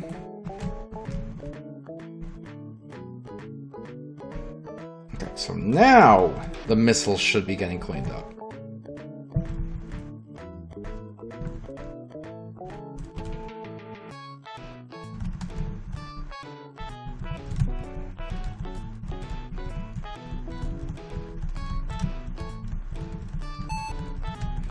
Let run a little bit just to see if we... Whoop. Uh-oh. That's new. Oh no. Mother 4 did not like that.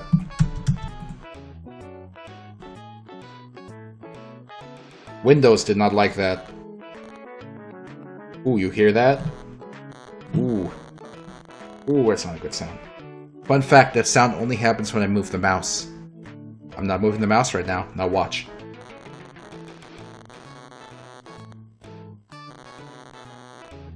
Only when I move the mouse.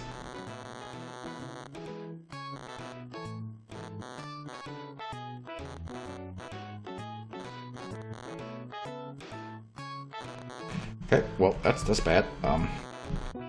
That's... okay. End task. I have to try that again, because I'm not sure why that just fucking barfed its asshole out.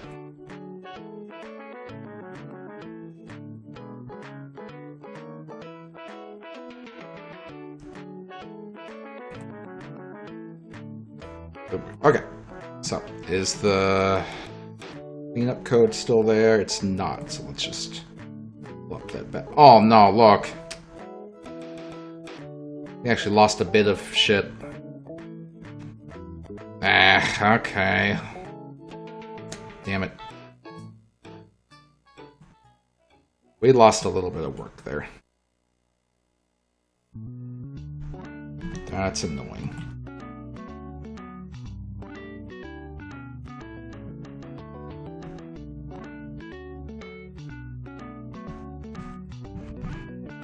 Oh boy. That's... did numlock get turned on? What the fuck?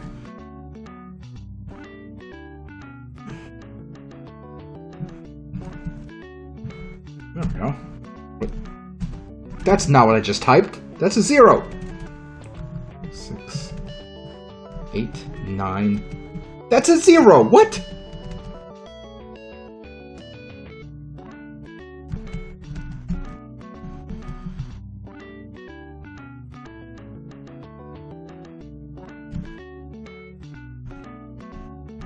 I think we're back.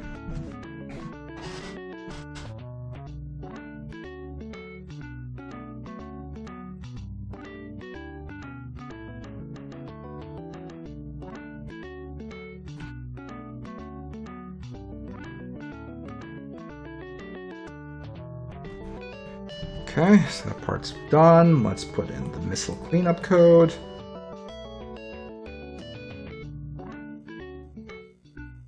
And let's pop back in the smoke. I can find the spot I was using right there.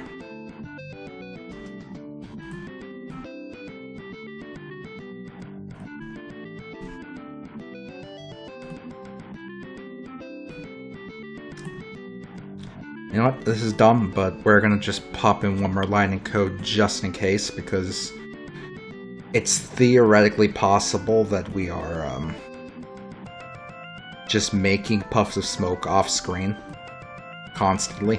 So let's only do it when... Oh, let's only do it when the missile exists. Just for safety.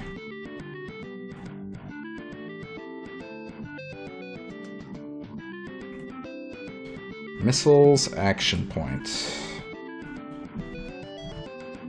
Okay, now we save.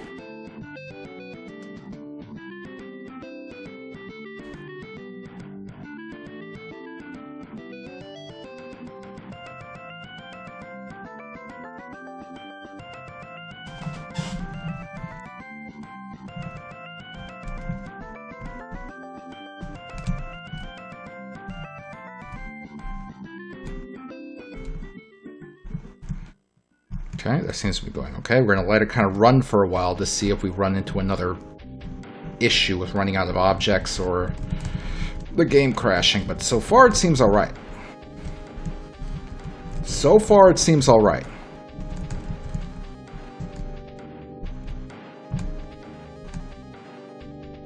Okay, I think... Oh, wait, the Luigis are coming. Forgot about them Luigis. Okay, I think we fixed it. It doesn't look like there's any fucked up shit happening.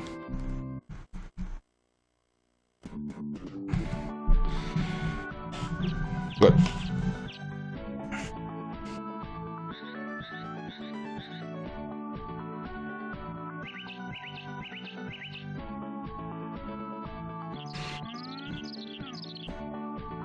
Okay, and then as for Albert, we just want him to move around a bit. So let's give him, of course, our favorite movement, the bouncing ball. I'm just kidding, he's mouse controlled now, bitch. Check out this shit. There! Now I am the Albert. Ha ha ha ha ha ha ha! No, this isn't gonna work.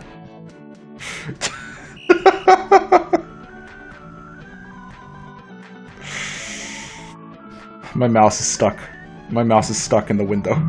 How do I get Albert off my mouse? Albert is stuck to my mouse forever. Oh, he died. He died, but my mouse is still stuck. Uh-oh. How do I free my mouse? Also, now clicking my mouse makes Arthur shoot. And right-clicking makes the bombs come out. This is bad. Okay, I had to Alt F4. Alright. Bouncing ball it is.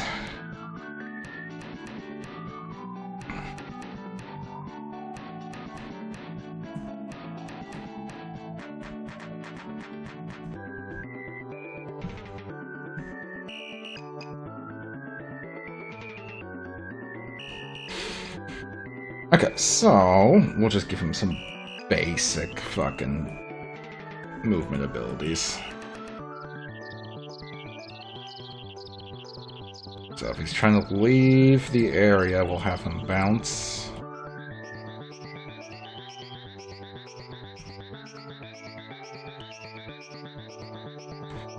Let's see if he exists.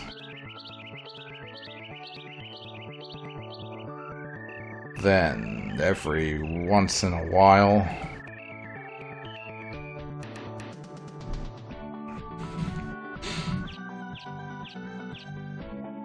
we can have him change his direction a little bit.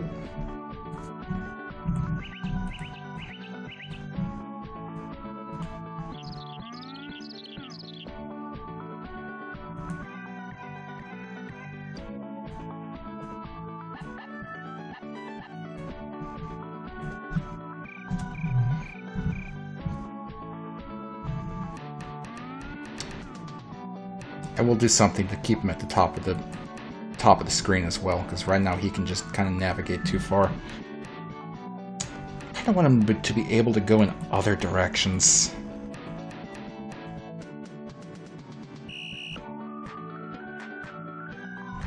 Not just plus, but I don't want to throw in extra crap.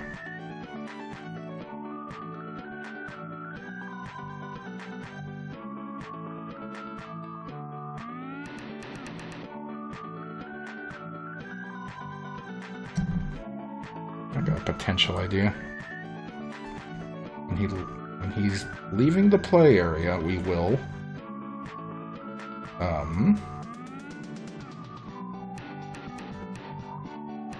okay, whenever he bounces, we're gonna set alt roll value B to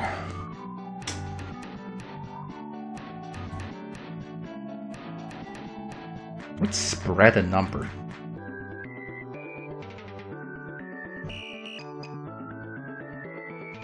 Spread value 1 and alt roll value B. What the fuck does that mean?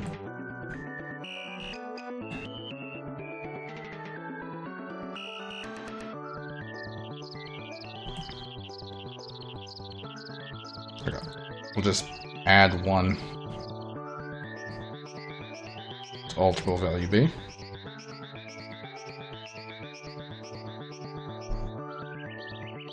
And then, and I want to check how I did this before.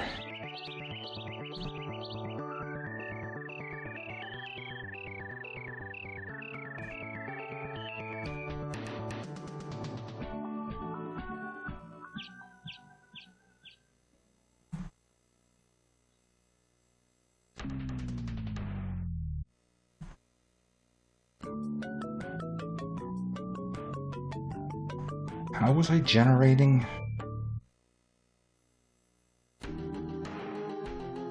Expecting to see math here.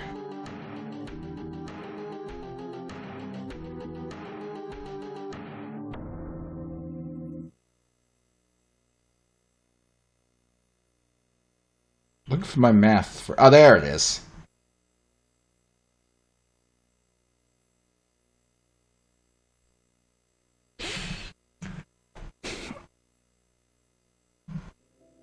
My even and odd math.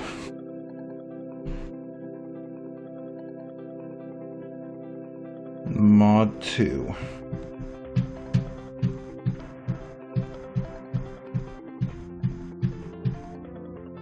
I'm pondering right now, do I want to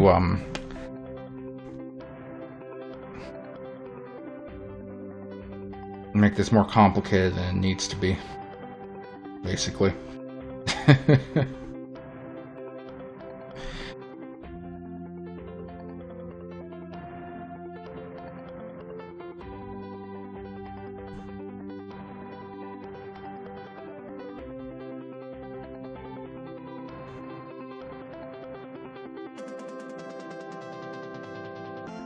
Let's not make it more complicated than it needs to be.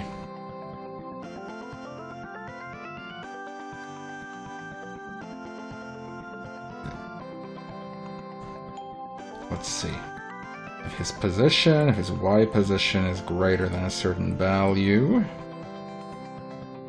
I don't know the value yet. Let's try 360 and we'll change it if we hate it. Then he will bounce.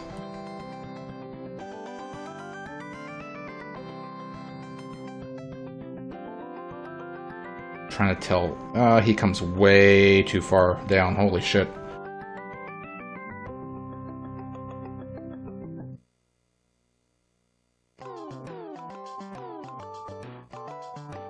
$640, $480. Let's do a really small number, just to see if this is working at all. Because I don't think it is.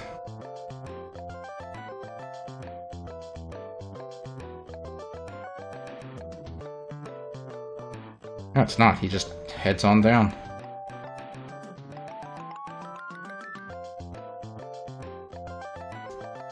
Kind of hoping to make him bounce off the just invisible kind of line that I'm drawing with that code.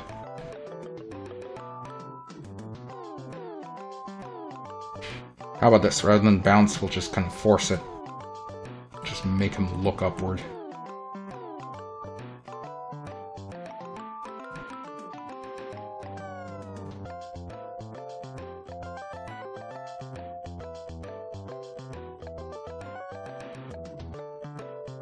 Okay, that's working better. Okay, let's adjust the value here. We'll try like 360. I don't know.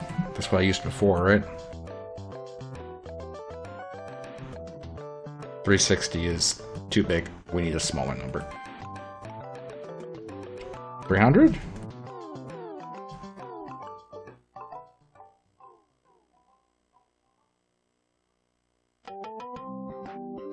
Just want to see how far down he's going to go.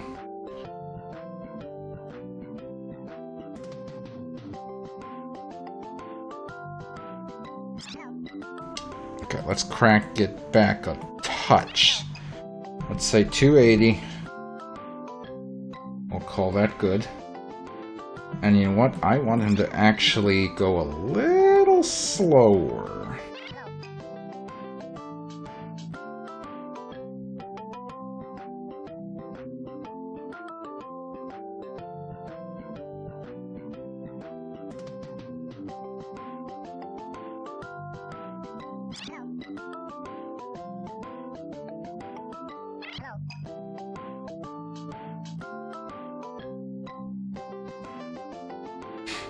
Just had an idea. We're randomly having him add a random value. Randomly having him add a random value. What am I talking about? We're having him add a random value between 0 and 2, I think, maybe. I'm not sure. My math is not good. To his direction, which makes him only turn clockwise. You know what?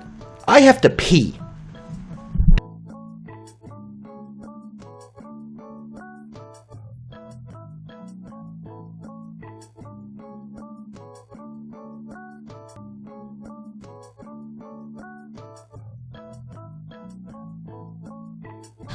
All right, I'm back from the piss zone.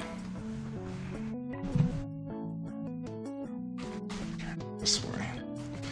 All right, before we make any adjustments here, I need a refresher on how the random number generator works in Klik and Play. So let's jump back to our test file and take a peek. Let's see, where's the random one?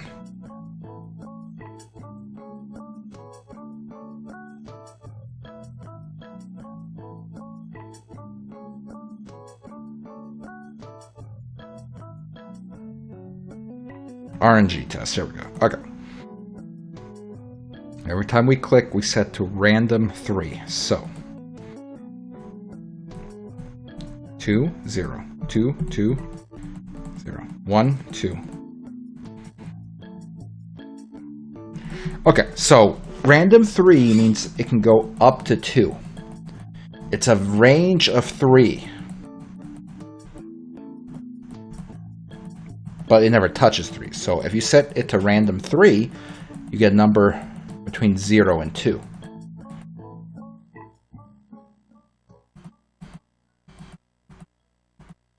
So if you do a random 3, 0, and 2. Okay. Okay. Sorry, I'm trying to wrap my head around this. I want to be able to generate a negative number, potentially. I want a range of negative 2 to positive 2. So it could either be negative 2, negative 1, 0, 1, or 2. 5. 0, 1, 2, 3, 4. So, if it generates 0, we subtract 2, we have negative 2. If it generates 1, we subtract 2, we have negative 1. If it generates 2, we subtract 2, we have 0. If we generate 3, we subtract 2, we have 1. If we generate 4, we subtract 2, we have 2. So if I do a random of 5, we get a range from 0 to 4. I subtract 2 of it from it, it turns the range from negative 2 to positive 2. Okay, that's what I want to do for Albert's movement. I figured it out.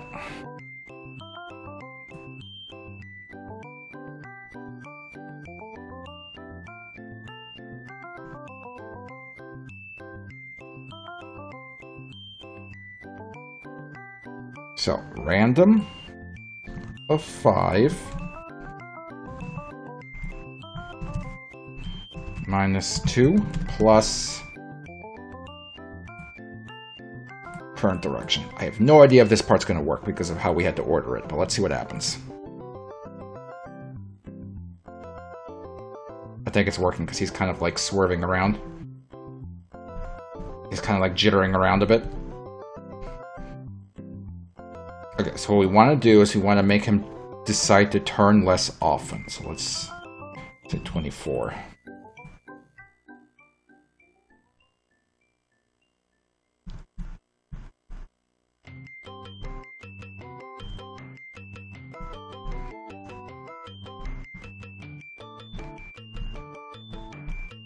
He's pretty jittery. But, you know, he is doing things. It's not the prettiest thing in the world, but it works. Okay.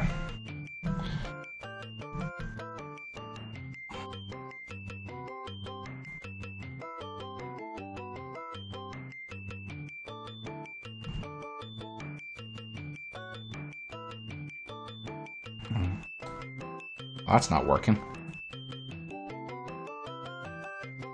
Oh, start of level. I want it on the always slot. There we go. So that's going to follow him around. We can eventually kill him by shooting between the slots. Like, if you spam shots, he's actually pretty easy to take down. So, you know, he's a tough enemy, but he's not too tough. Okay, so next, we probably have to make it so the missiles can hurt Arthur. That's probably pretty important.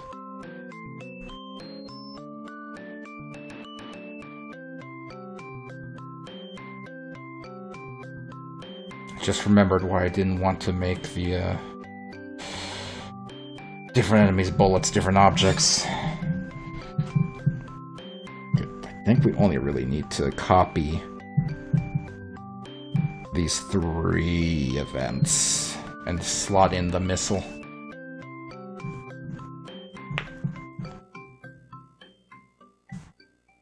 Oh, it's 3 o'clock. Shit. No one told me.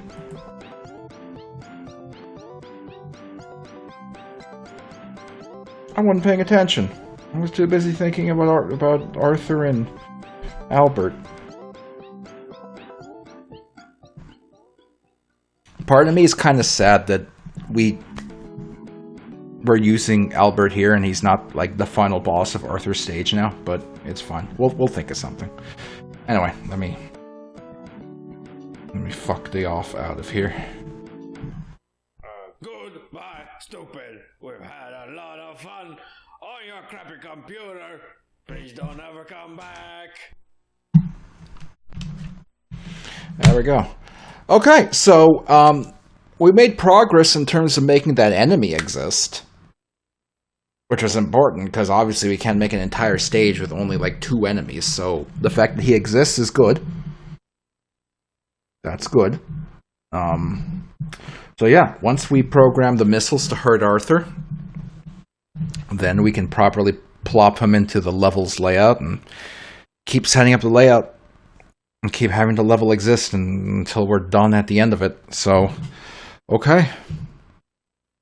It's progress. It's not like the most countable progress, but it is progress. It's something. It's very much something. Alright, so, yeah, thanks for tuning in, thanks for watching, it really means a lot to me. Very much appreciated. Let's see, what's next week look like? What does next week look like? Tuesday, 10 p.m. Eastern, we should be good, hopefully, to play more Amazing Spider-Man 2. Friday, unless there's any more problems with me not being here on time, we should be finally picking up more Tomb Raider 3. And see, in my head, I feel like I'm forgetting something. I feel like I have something scheduled, and I'm not remembering it. But as long as I have nothing else scheduled, then next Saturday, 1 p.m. Eastern. Working more on this click and play guy. Yeah.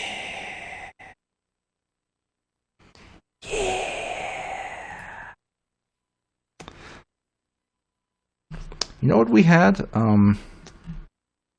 There was the, what do you call it?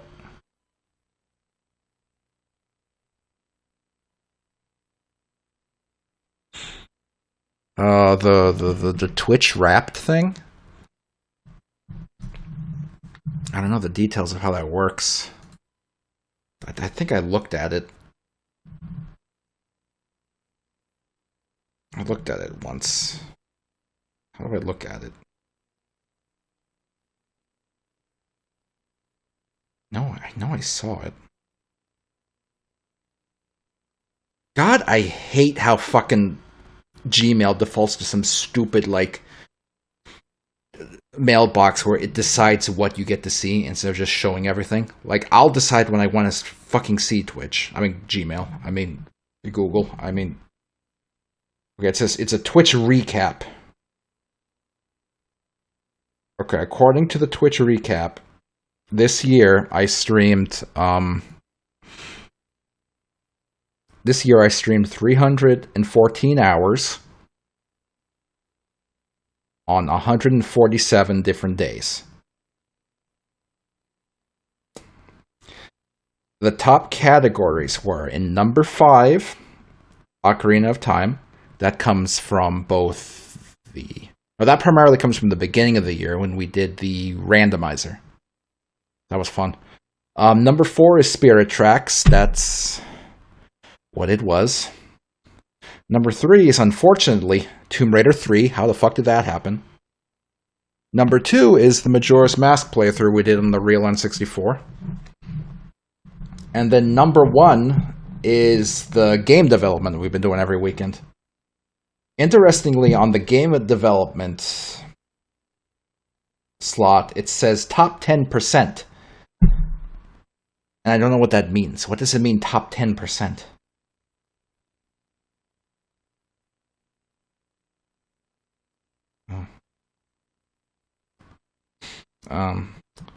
My top stream reached 90 viewers. I believe that is from that one time I got raided by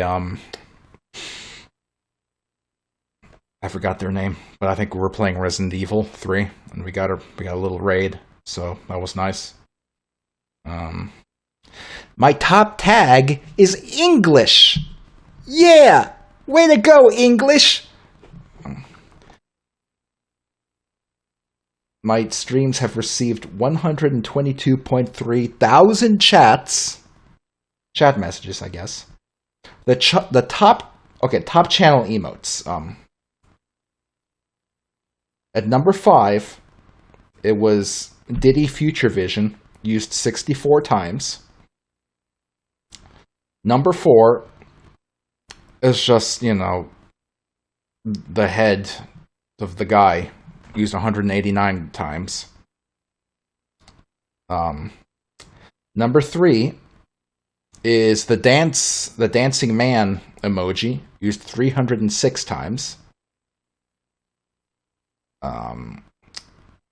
Number 2 is the Gex emoji, used 363 times. I don't know why I'm saying emoji, they're emotes. 363 times was Gex. And then number 1 is the chicken dance. Chicken dance at 801 times. There's a section for biggest fans, but it's basically you guys. Like, I don't have a lot of viewers, so there's no point in reading that.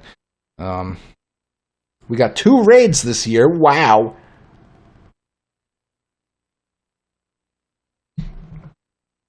Only 26 clips were made to my channel. A boo-hoo. Boo-hoo. We had 111 new followers. Followers don't mean anything on Twitch. I literally have 4,970 followers, and none of them watch my streams. We had 15 new subscribers. That's nice, thank you. 18 hype trains. I don't even really understand what a hype train is still. I have no idea. And 588.7 thousand McChickens have been used on our channel.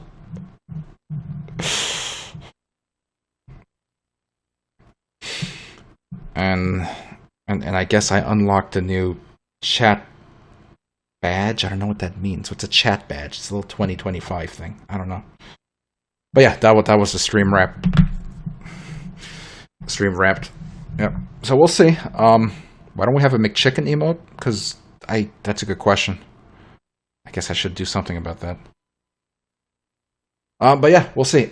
Next year, I would like to do another Ocarina of Time randomizer. I don't know why I'm talking like it's the end of the year. It's nowhere. It's still a few weeks away. Next year, I do want to do another Ocarina of Time randomizer run because that was fun. Next year, I'm hoping we get to the end game of working on our click and play game. You know, it would be really cool if next year we finished it, but I don't know how feasible that is considering how long we've been working on it. I guess we'll see. Next year, if I have the time, I would love to finish working on the mods that I need and start streaming Fallout 3. I would love that. That's all dependent on me finding the time to work on the mods I need, but we'll see. Dancing Arthur emote. Thanks for reminding me. I would like to have one of those. I just need to kind of redraw it at smaller sizes. We can do that. And yeah, we'll see. Either way, like I've said this in the past, like I always want to have some kind of online presence. Right now, it's really just doing this. And so as long as doing this is fun, and as long as I have enough people watching to make it worthwhile, I'll keep doing it. In the future, if I have to do something else, then I'll do something else. Anyway, like I said before, thanks again for watching. Really appreciate it. I am going to go trip and fall down the stairs. If you don't like that, I don't know what to tell you.